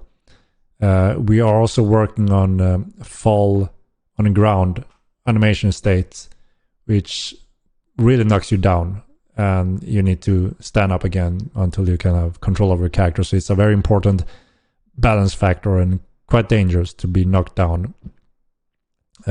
Again, we're waiting some animation work to be able to do that state first of all. And as soon as that's done, you will be able to be knocked down on your ass, which again is quite important in several areas.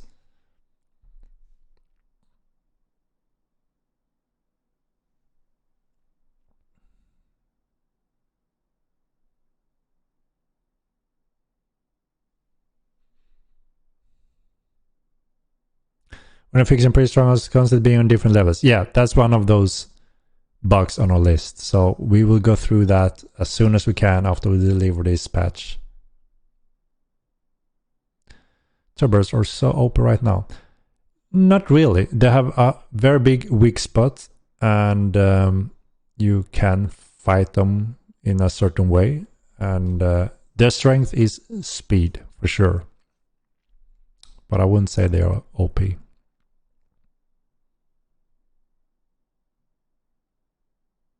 I wonder even if it's a well-known factor what its super big weakness is.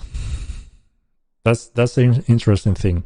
A lot of people don't experiment and test and know the whole picture, and then very quickly rush into their own conclusion that this is like this or that or whatever they think, and demand that change, and then they completely miss the whole picture and haven't investigated or know that they don't know the full picture yet.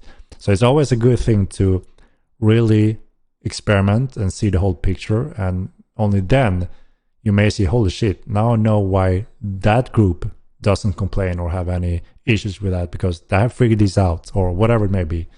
But sure, there's also place for obviously further balance and refinement. But we have spent a lot of time and several years in some of these areas already that is based on very careful planning and testing throughout many years.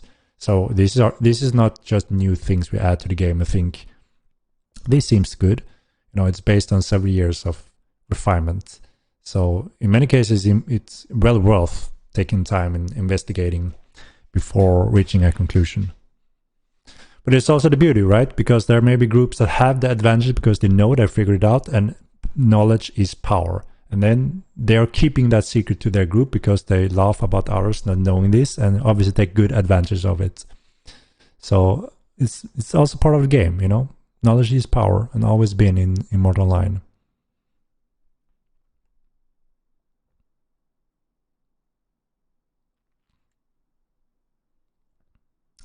Look forward to Mulvas and Lockers in the future. I feel a huge chunk of Mortal is missing without. I agree. Lockers and Mulva beasts were quite symbolic mounts and had their specific areas of use as well. So yeah, I want to get those as soon as possible as well. And then obviously we have a long list of animals to do mountable as well. So a lot of animation work for sure.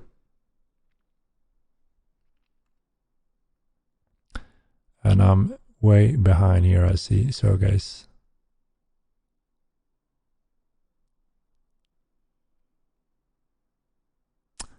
Hey there, Henrik. Out of curiosity, did you do the giveaway? Also, I recall you talking about Necromancy. Are you worried at all that it will heavily affect the PvP balance in situation of 1 versus 1? No, you know, Necromancy is an important school which finally will offer mage interested players more options. And there will be several more along with the additional schools coming. But there's no doubt that a strong melee fighter is always extremely dangerous up close. Necromancy is designed to be run and cast at the same time, but this is also why some of the spells is designed to kind of be balanced with that rule, in terms of limitation and range and costs, and obviously results of the spells. But there are also very many different tactical component spells that is very exciting, which could be more used in larger battles or group battles rather than 1 versus 1. I mean, it wouldn't be very effective for you to cast a Black Sphere and a Poison Cloud on your one opponent 1 versus 1, right? That would be a waste. But doing that in a choke point or a cliffside in a larger battle, that could be extremely, effective, or even change the outcome of a battle. So that's when it shines and becomes very exciting to see how players creatively will be put that to use.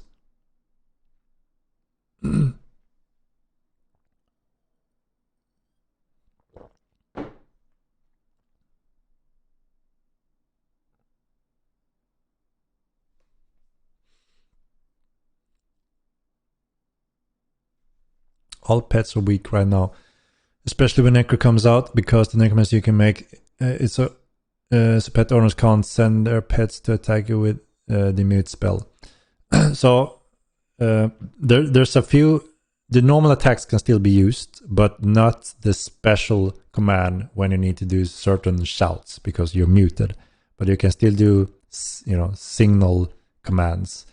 But there are also spells that affect pets heavily. So yes, a Necromancer can really counter any powerful pets very effectively. So that part is correct. And even more so, or keep them under control when the Beast Mastery commands comes. So yeah, Necromancy is I would say it's a very effective counter for many beasts, no doubt. But yeah, pets are a bit weaker because they are lacking Beastmaster commands, special moves, and pet equipment also.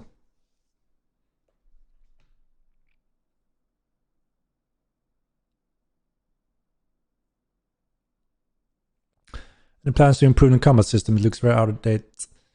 I feel that Skyrim has a better combat system and it was launched years ago. We worked a lot on our combat system, refined it 100 times from the first game.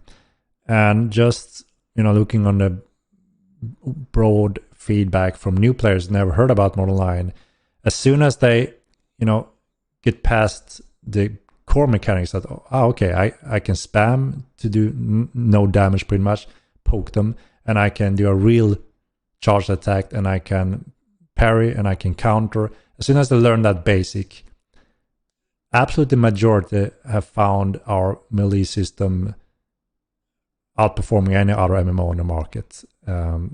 It's almost like they think that this is a Mordhau game because it plays very close to it.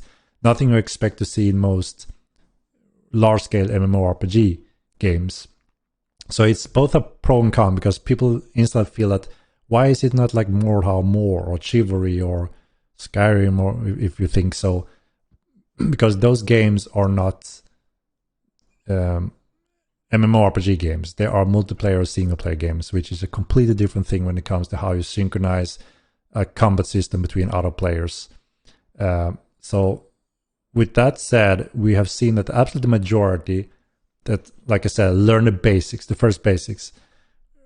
Initially in our stress test, our first weapons, newbie weapons, were much slower, so they felt more chunky, and there was a lack of instruction how to fight properly. That's when we saw a lot of people were confused and said, it feels clunky and slow. What is this? And then, like a few hours later, if they learn how to, they say, okay, now it feels really good and exciting. It feels great. It feels good to master it and perform well. It's very rewarding when you start getting into the skill set. And since then, obviously, we have introduced new players with how to learn how to fight basic, and also we sped up the swing system, and the basic weapon isn't that slow anymore. It's, quite much faster. And since then, we have get very good feedback that people are enjoying the melee combat. There's always room for improvement, and there's also this, like I said, the big difference to compare it with a non-MMORPG network game is impossible. You can never get the exact same kind of twitchnet sharpness and connection in that fine level of detail and degree that you can in a multiplayer game. That is a completely different network system. So that is a big factor. We have pushed that boundaries to the extreme levels at this point. And again, this is worldwide players with huge latency differences, and it works impressively well with what the technology offers at this time. So we don't see a direct area where it's bad or it's critical need of rework. Like I said, refinement in some animation, reach, and sure, there's always room for that. But going in and rebuild the whole system and network, that's a few years of work. And like I said, the majority is very happy where it is, and they do nothing but PvP in the game. That's what they want to do nonstop.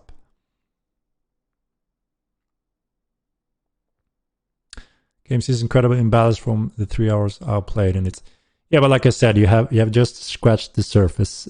That's like I said, we spend years in this balance, and we don't throw dice on the table. We're not stupid when it comes to balance. And again, based on 12 years of actual feedback from the first game, so we put quite a lot of effort into that. So when you talk to those that have been part of this journey or played for many thousands of hours, they have reached that point and figure all that out, have it mapped out, and it's up to them to share that knowledge and experience with others or not. But 300 hours, you've just scratched the tip of the iceberg. I wouldn't say that you can call the game incredible imbalanced based on that, but that's, if you want to, sure. But it doesn't mean that it's correct, and it doesn't mean that we need to throw everything to side to go straight into balancing, because the game is extremely balanced at this point. Actually, doesn't mean it's perfect, and it will never be, but it is in a very, very good spot when you look into the broad number of PvP players and how they play the game.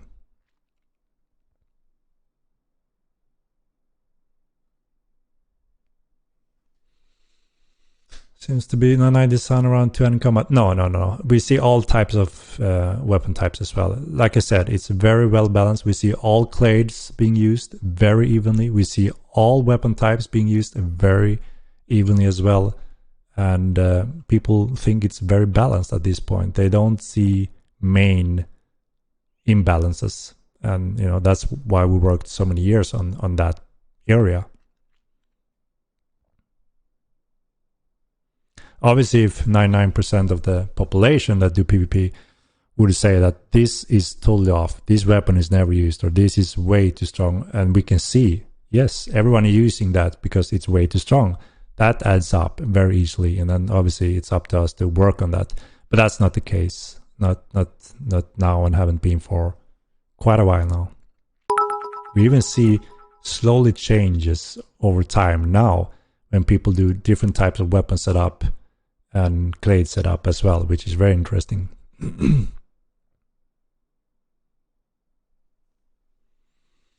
I don't really see any balance in the game, to be honest. No, but like I said, I don't think you have learned and seen what it is and why people think it is balanced. I think you're way too new and rush to a conclusion, and that's dangerous because you may be misleading yourself. I think it's a good thing to take the time, don't rush, and don't be blinded by anything. Just go through it and see, why does people think it's very balanced today? Why does the best PvPer think it's a very balanced overall game today? Why do they think so? There's a good reason for it. The game had been running on this balance for many years, so it's been very refined over the years.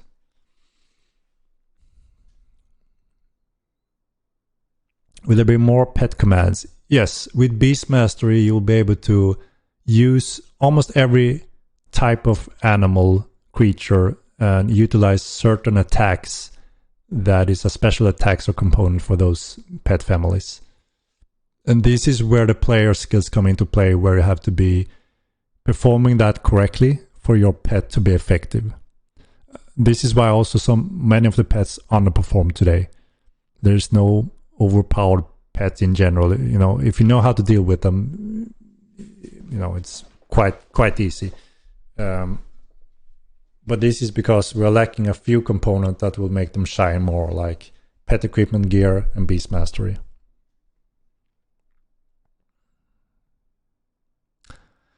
We need meteors. We do. The meteors was a cool concept that we plan to add again, a bit refined again.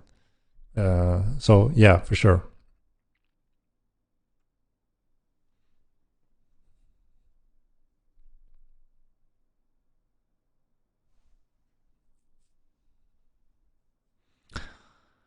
If you aren't a healer or use Duran sword as an Ogmir, your build is trash. Yeah, we should see everyone being Ogmir using two-handed sword then, right?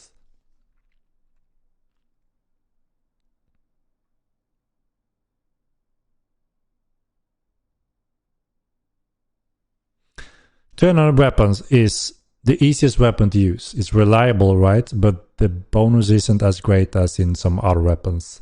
So just running around with two-handed swords, you don't see that in a veteran group. You see a good mix of different tactics from a few different weapon groups and obviously different clades as well. So I wouldn't say two-handed weapons is the meta and the only thing you should use. If you do, you're gonna miss out quite a lot. But yeah, two-handed weapons, swords, are the easiest weapon to use, and that's their pros. Doesn't mean it's most damage or such. It has good reach and quite easy hitbox, and that is why it's popular. So many new players start out with that because it just suggests and is also very forgiving. So it makes sense, right? And many stick with that, and it's effective. But you can be very rewarding by mixing that up with different types of weapons to do much more damage and more effective against heavier armors, for instance, to completely change the group effectivity.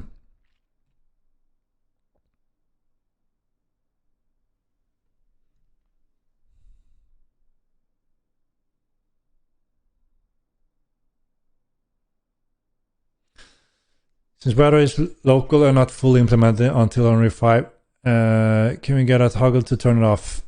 So it's not local, it's just that it's not synchronized, and the clouds are not synchronized with the actual weather system. That's what's not correct.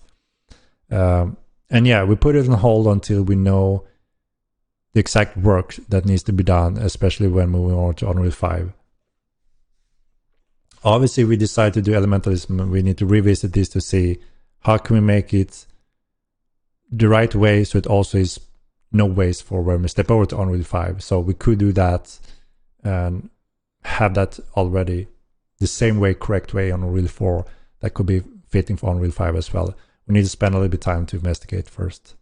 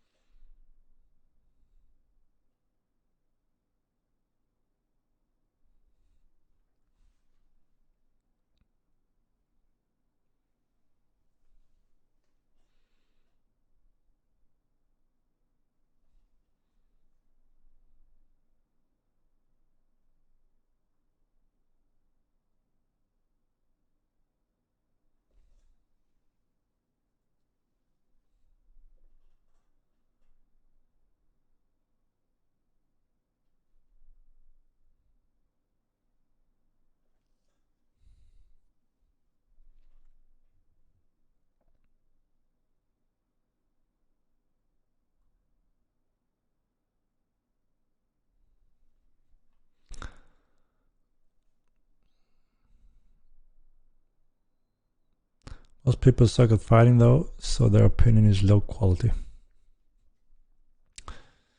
Yeah, I mean, we have learned how to read feedback overall in our community. Like I said, there's different pools of feedback that we get them from not only Discord or the forums, which is actually the minority of the actual player base. So it's important that we get the full picture. If we intend to set a certain bar or design or something, we need to see that in the big picture. So we try to obviously investigate in all the area rather than just in one small location. When it comes to player control wagons, will there be multiple types of wagons depending on the need? Or will it just be a one-horse, two-wheeled wagon like the ones you see around Tinrum? We do want to have several types of wagons, from everything that you can even be inside them or up on a roof, or just a wagon, a cage type thing. And yes, different types of what you can connect to this wagon. I would love to see us push that far with a big setup, but it's a little bit too early to see if we can take those steps with multiple animals, multiple wagons, or a certain way of connecting them. Love the weapon system. Please don't start changing stuff. That is also one of the issues, right? In the first game, we changed things every freaking patch based on feedback, and we try to see if that would put us in an even better spot balance wise, but it didn't. So everything changed, everything is dynamic, and everyone had different opinions. So when we try that route, we spent months and going circles and then reverting back, and the players also noticed that, okay, you know, this isn't effective, and we're just walking in circles and everyone won't ever be happy. So do your thing, Stronghold. You know, you have the information and the data speaks for itself. If no one is using Access, then they're simply too bad, right? If no one is using this or that, or everyone is using this or that, it tells us something. And the data and the facts and stats is usually quite a strong factor of showing if something is far off or pretty good in line. So yeah, we learned a lot over those 10 years, and we're happy to have it in a pretty good baseline, because we see players that spend over 1,000 players participating in battles daily and are very active and have good knowledge and skills in the game, are using different types of setup because it works.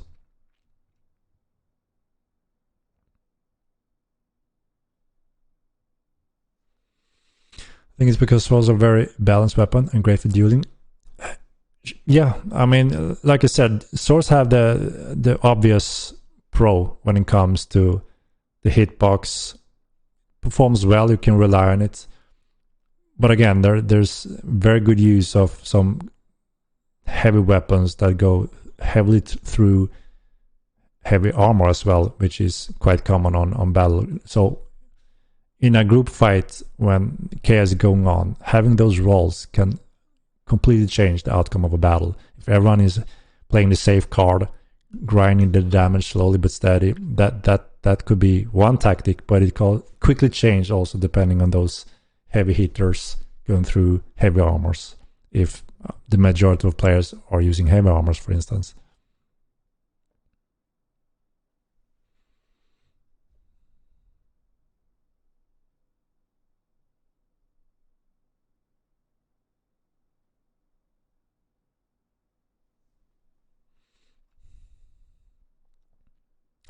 What about mounted combat swinging attacks?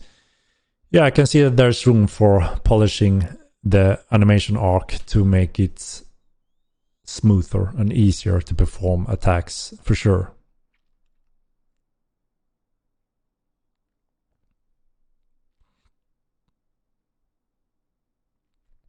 I think I spend much time listening to fanboys and not enough time actually listening to the concerns of the population of the game that is repetitive.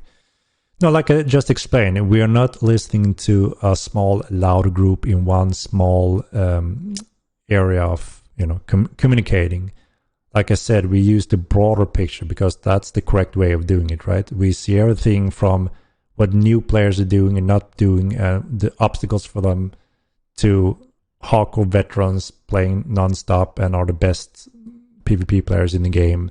And then we measure that and compare it with the real data. what are players using, what are they not using. So that tells us if it's, aligned with something balanced or not. That's the process of doing it correctly, and that's what we're doing.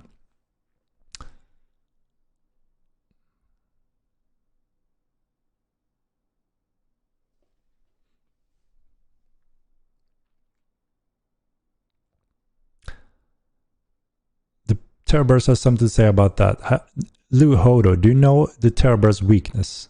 I'm not here to spoil things, but that's, like I said before, it's a common factor. When someone complains about something, they don't know the full picture of that part. So I'm just very curious, do you know the Terrorburst weakness? Because I haven't heard it in here from those that say it's overpowered, while there are those that just say silent, don't touch it, it's ridiculous.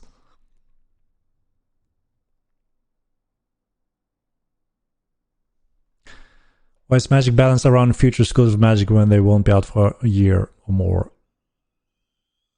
What? No, Magic is not balanced around future schools. They are balanced based on their own school. There's a huge importance use of both an ecumenical school and spiritism, and that's the purpose of them. They are as meant to be. While the other schools have completely different new options. That is like saying, I want to be a mounted fighter or I want to be a pirate on a ship. It's completely different options if you want to play a mage, for instance. So I wouldn't say those Magic schools are balanced around other schools. They are not. They are completely different from others.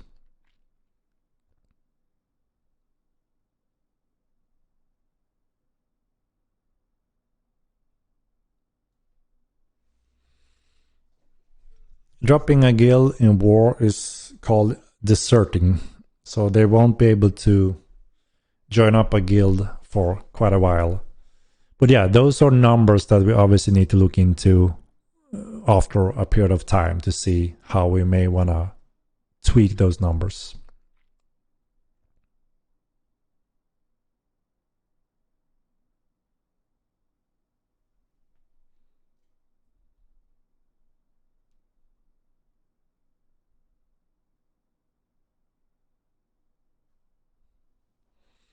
One hand hammer or OP? Mage staff will that be honor spear? No, I don't think so.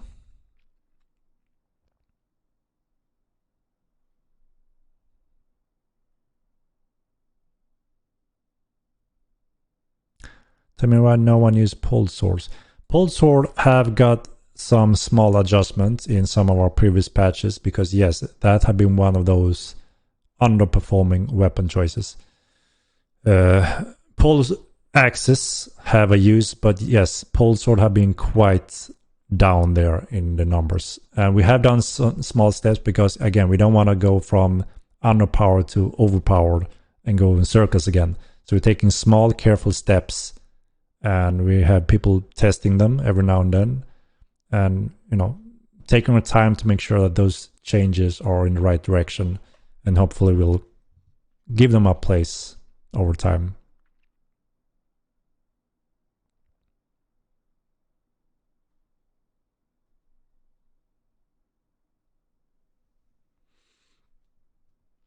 I mean, hammer is the weapon that goes through heavy armor, right?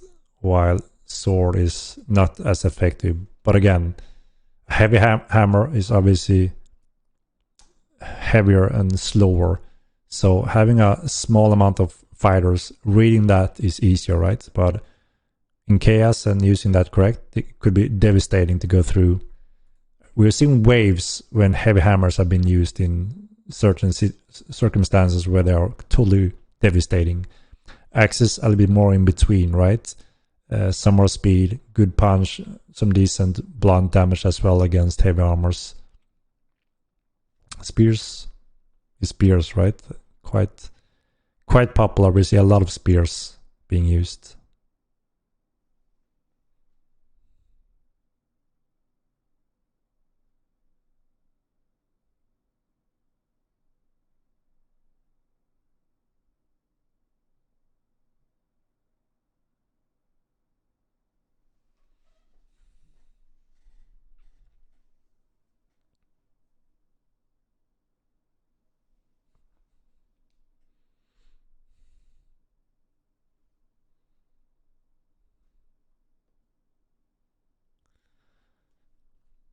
And chance of craftable fishing poles soon, Eric. I can't say when that will happen at this point. We do have a few different types of fishing poles that we plan to add.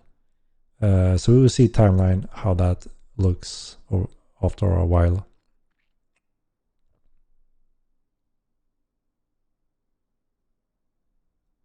Chance we get more medium armor choices soon, like chainmail. There will be additional rounds of we implementing everything from clothing to light, medium, heavy armors. We have a lot concept of clade-inspired armor and clothes. So yeah, over time we will cycle through additional of those.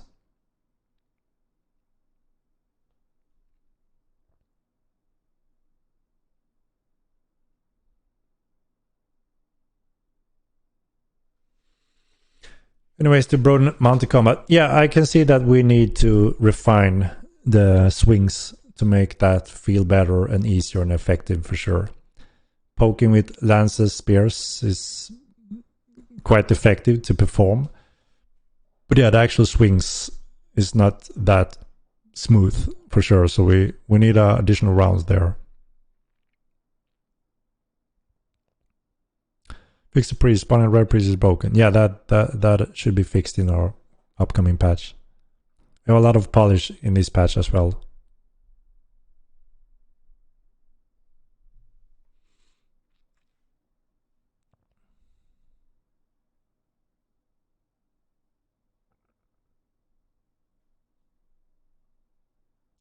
We both get legendary items. So every group will have the legendary part to it over time. So we're starting with the weapons now. Next, we have the armors. And then we have other groups as well, such as shield and bows.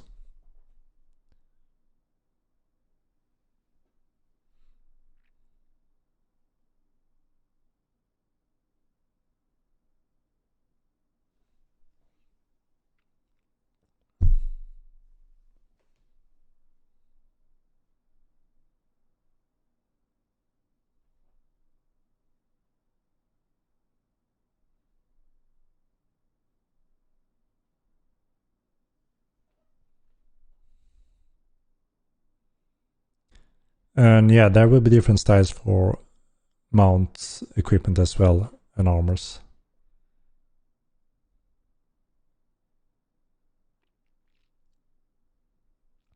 Exploiters stay around. So we're taking a hard stance on exploiters. We are banning exploiters. As you can see, we are updating the process of a lot of these things. And obviously, we are fixing the exploit so it can't happen again. So we're taking a hard stance against that.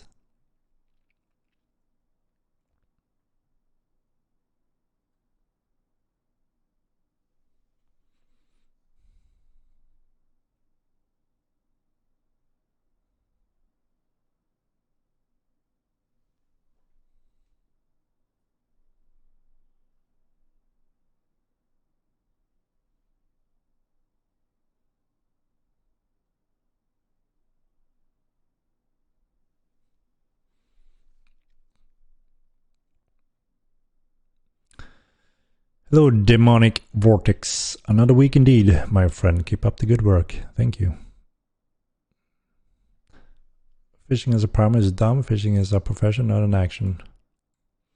So there's so much value bound to fishing and more over time as well, just as any other valuable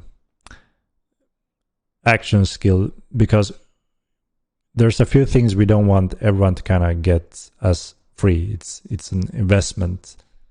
And fishing is a big one of those big skills that is worth the investment and even more over time as well.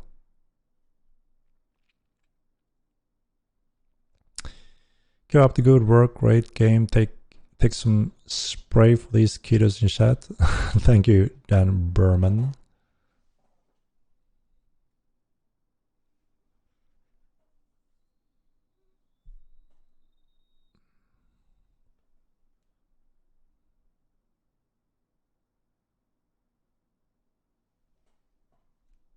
We don't have a date yet for when we add arrow crafting to the game. So fletchery is a skill that we will add, sometime down the roadmap.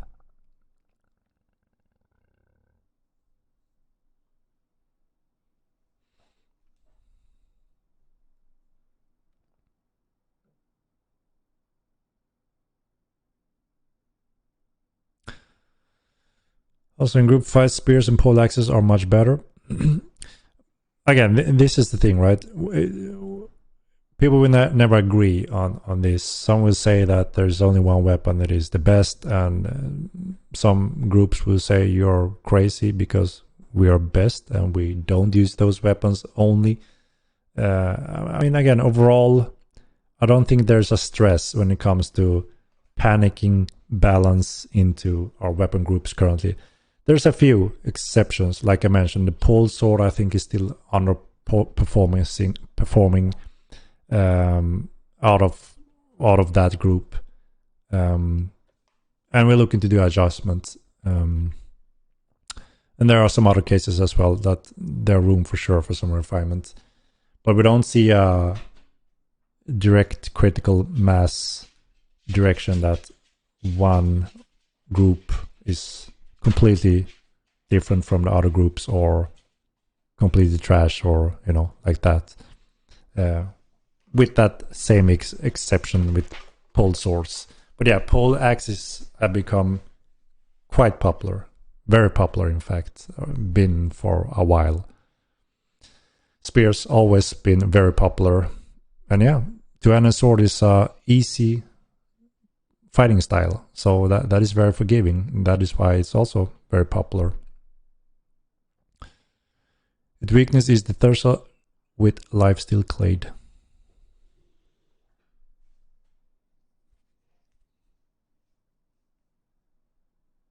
Right now, mounted combat lance is the only viable option, as out of weapon animation is unusable. Any ways to board mounted combat? Yeah, like I mentioned, there's for sure room for polishing or tweaking the animation to make it feel better and easier to perform proper mounted combat swings. Don't play the game. Do you know the weakness? Lul. I do play the game, but obviously not as frequent as our active players.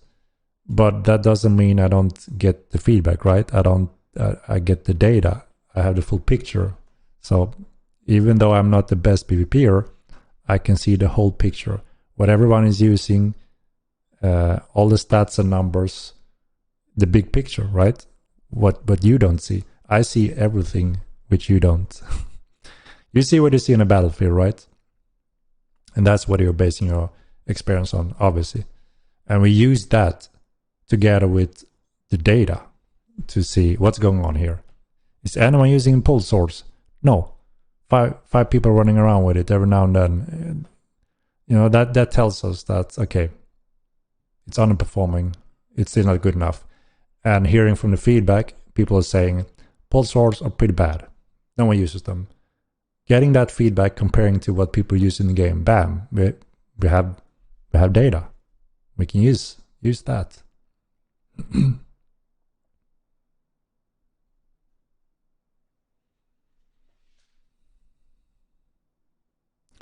Terrorbird's weakness is mounted archery, just like 100% of PvE. There's additional weakness to the Terrorbirds, and some have found that and they laugh at them. So until I hear someone specifically tells me specific weak spots about them, I know they know. Terrorbears aren't that scared. They are intimidating in size, but they can be defended against as well as the general in the graveyard.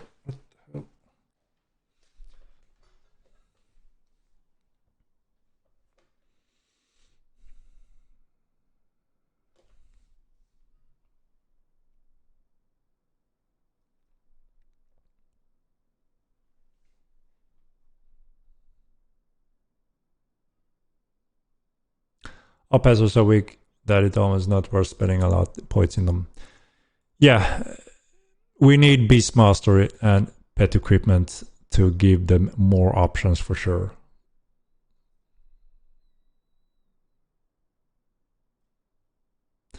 The game it's getting late, so good night everyone. See ya. Good night, Ogmir. With all the schools, Mage will be so much fun. I agree. It's gonna be a lot of cool options with more and more Magic schools coming into the game, and Necromancy next is gonna be very exciting.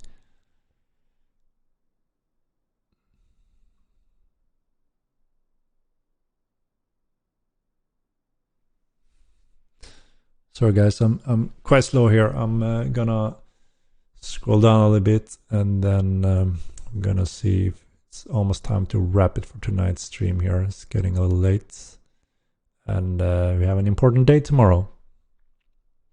Plans to add a FOIP? Yes, we do.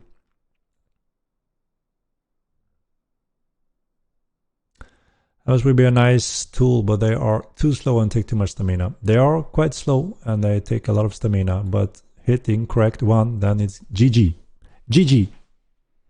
There are some cool tactics being used in some groups, and when that happens, it's devastating. But yeah, they are on the edge of being tricky to use in many cases, so axes have been quite more popular for sure. Important day tomorrow. Does this mean patch? I say nothing. I say nothing. 20p4.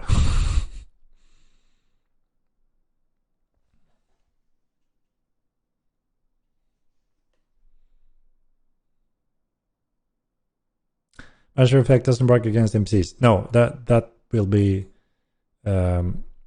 added, so it does as soon as we can as well.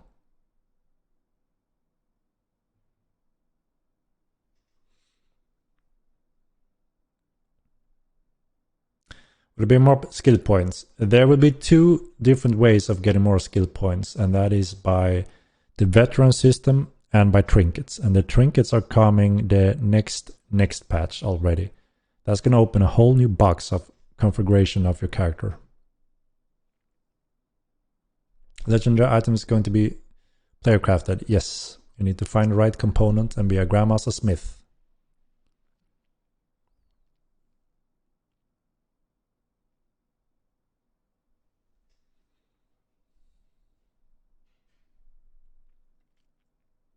Upkeep is too cheap on housing.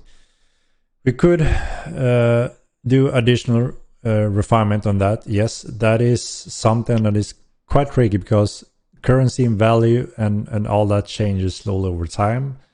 Obviously, we don't want to change it completely so people are getting shock and can't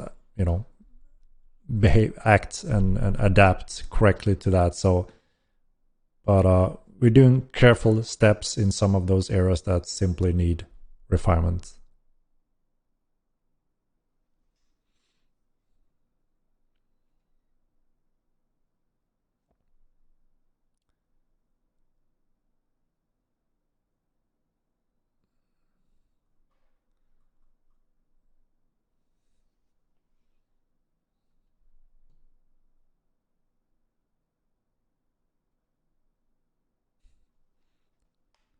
Upkeep is not too cheap. People saying that don't own houses.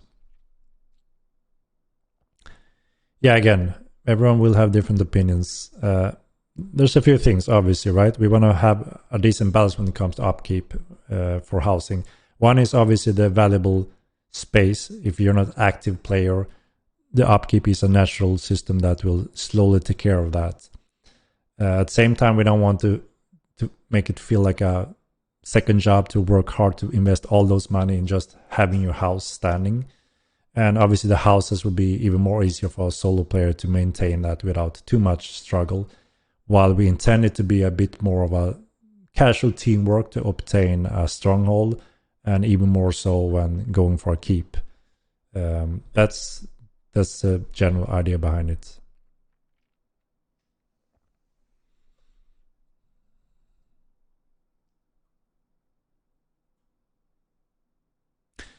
Does Grandmaster Smith mean level 100 skill or having the title for crafting 10,000 armors? No, you only need to have 100 in skill. So when you have 70, you are a Master Smith. When you have 100, you're a Grandmaster Smith.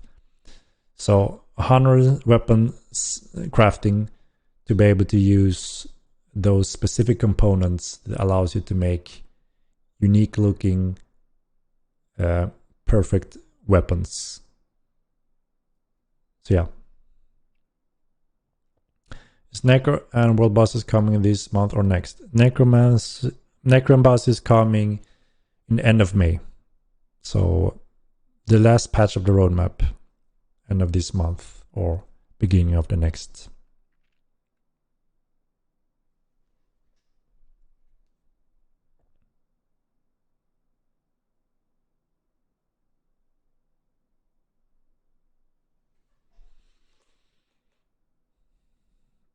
I think it was easy to assume you meant the title Grandmaster. Yeah, sorry about that. No, not the title, the skill requirement. 100 in skill.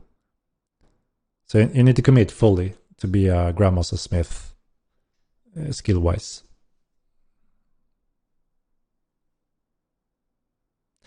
We have landscaping, outdoor furniture options, plants, fences, chairs, etc.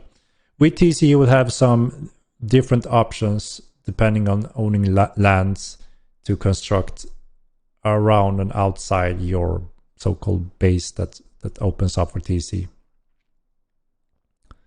And that list grows a lot. We have quite a list in the first game, and there's brilliant ideas within the community and things we like to see, and we want to make that happen as well, as long as it fits and work for us.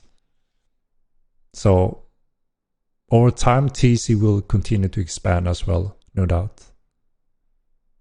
How will summoning a dead bear work? Also, will attacking with summon bear be the same as current system? So you don't summon a dead bear. There's two things. There's do I say right now? So I forgot about the name. So there's summoning walkers from the ground is one way to kind of how you start your journey as a necromancer. They will be there fighting pets. You'll be able to summon different type of strength of walkers. And then there's a ritual that allows you to use a user interface, kind of like a crafting user interface, where you put the dead creature, for instance, a dead bear. And when you're successfully done that ritual, then you will raise that dead bear. So the dead bear will be your zombified bear, pretty much, under your control. And there will be specific recipes, starting with the Tupilak recipe that allows you to create these specific creatures, which you see here on my stream. This is the Tupilak. How do pet points work for Necro? So it's the same pet point pool for your Necro pets as for any other pet. We use the same pet pool here because of the obvious balance reason as well. Can everyone start out straight away with Necromancy? Will the first skull be able to be bought at vendors? So that is some of the things we're still playing around with a little bit. It's a certain school, and it's like a banned school. It's a legal school. So obviously we want to incorporate that so it fits, makes sense. If there's in Tinremi capital, it's Necromancy is banned. It's not allowed to perform within the city, and there we have NPCs selling Necromancy stuff. That would be odd, right? So, but we're looking into several ways of progression into Necromancy. So there will be discovery and exploration, and then obviously over time there will always be the broker, the market between players. That is a natural progression.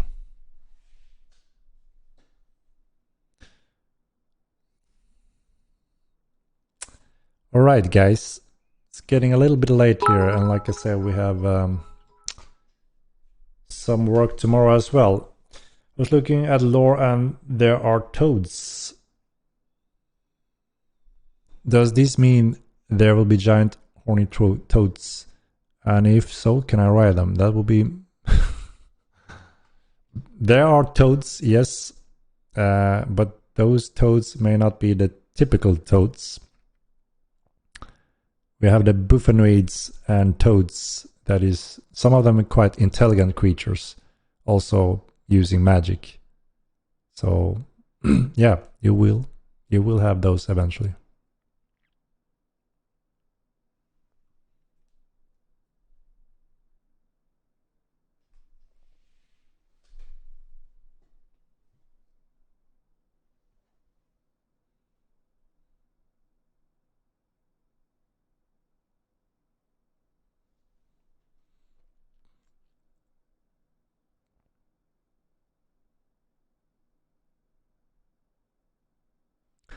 The market updates for a while or so. Hope for some good steps for the future of Stronghold. Yes, for sure. I'm working on some extremely exciting stuff, and I can't wait to show the world and market what's going on. And I have no doubt that, things will explode for our future and the development of Mortal Online. It's very exciting, and I can't wait to announce those things and the steps we have ahead of us. But the future is very exciting, no doubt. And, we just have to hang in there, take our steps forward. And I have no doubt that Mortal Online will be one of, hopefully, the best sandbox MMORPG on the market. That is our goal.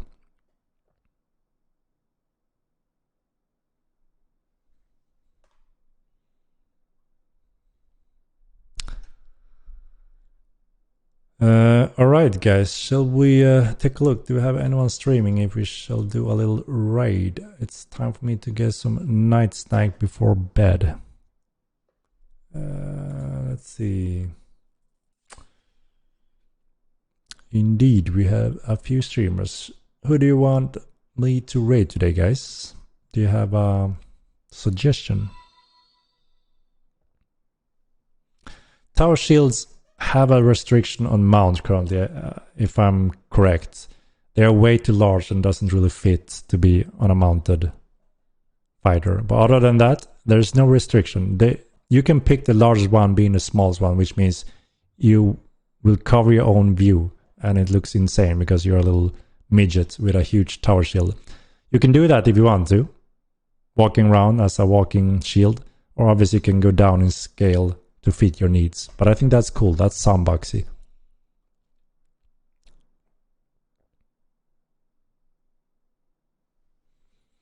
Right, let's see. We do have Bruce from Odin Seed, Squirrely, the Master Fisherman. And then we have, let's see, do I recognize? Yeah, I recognize some. Circle, Kenstrash, Vanaheim, Velek, Kralken, Myrna Stoner. What do you say, guys? What do you say? The seed. Odin's seed. Sorry. I'm getting tired today.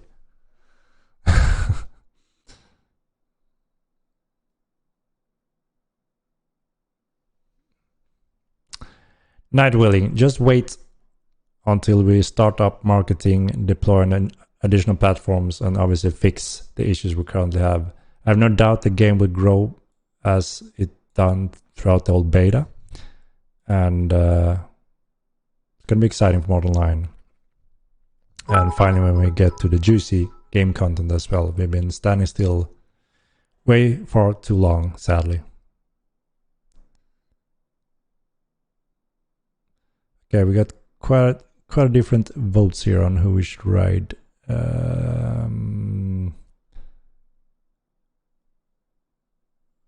Myron the Stone, or who's that?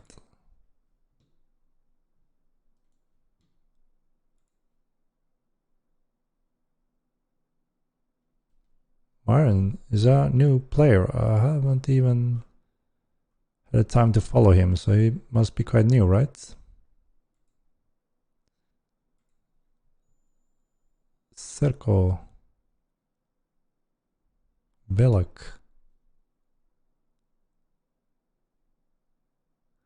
False promises.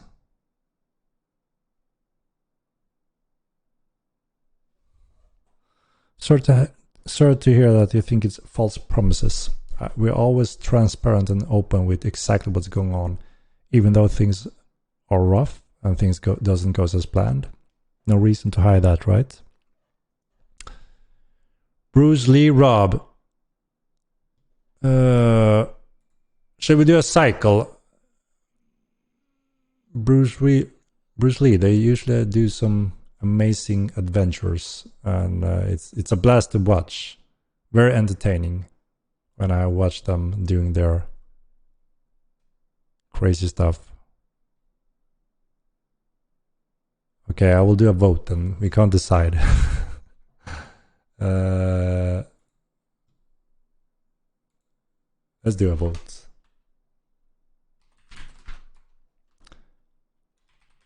Bruce, Squirrel, who the hell do we have more? Myron, Cirque. Did we have any more else we would like to?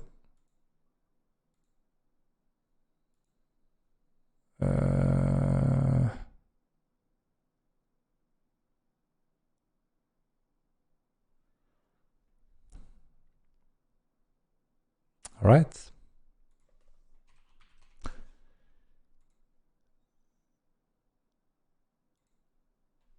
Vote, guys. It's impossible. Alec is toxic and greedy.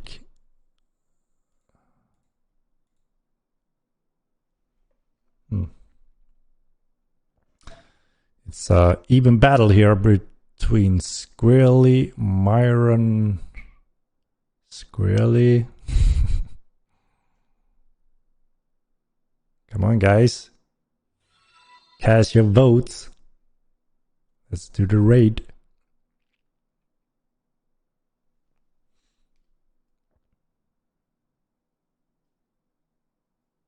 Can't vote. Why not? Click the arrow up there. There should be an active vote.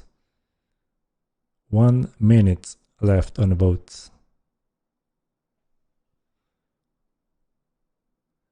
Henrik, our fish reeling process being looked at. Yeah, we need to refine that a bit additional so we get that room for recovering the loss when letting go of the line, but still having a chance to reel it in when it's tired, right? So there's an overlap that doesn't really fit that we need to tweak.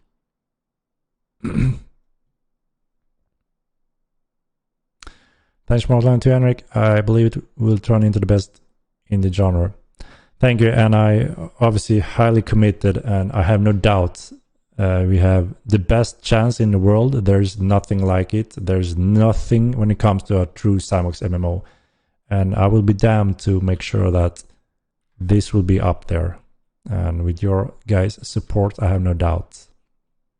The journey so far have shown us that there's a big, excitement and interest in this game. We just need to take those important steps now in right order.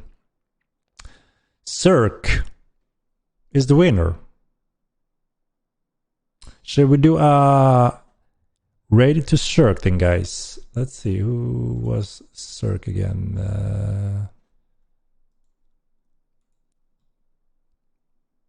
Is dueling in mid Fabanum, or what's going on? I haven't even followed Circo. Guess it's time, guys. Okay, so Cirque won the raid today, guys. Cirque is good at the game, but boring to watch. Is he? He's sitting there though? Is he AFK or waiting on a duel, maybe?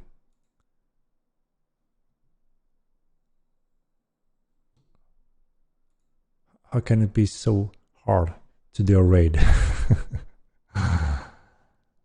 I mean, if you wanna watch it, I'll raid it. It's up to you guys. Ghost raid.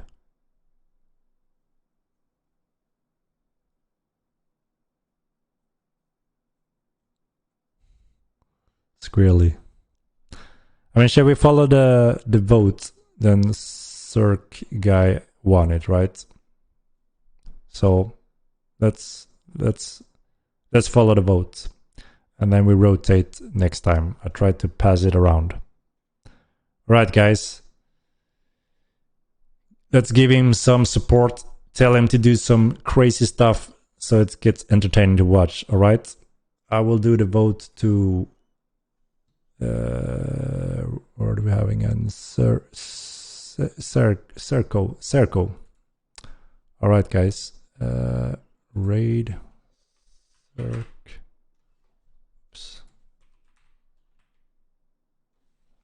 Okay, guys. As usual, thank you very much for tuning in and asking questions and participating in the streams. And thank you so much for all your support, subscription, donations. We couldn't have done it without you guys. We really appreciate your support. And I hope you have a great night. And I will see you soon again. And I will do a raid to Serco. He won the vote. All right, guys. Thank you very much. And here we go with the raid. Have a good night. And I will see you soon. All right. Bye-bye.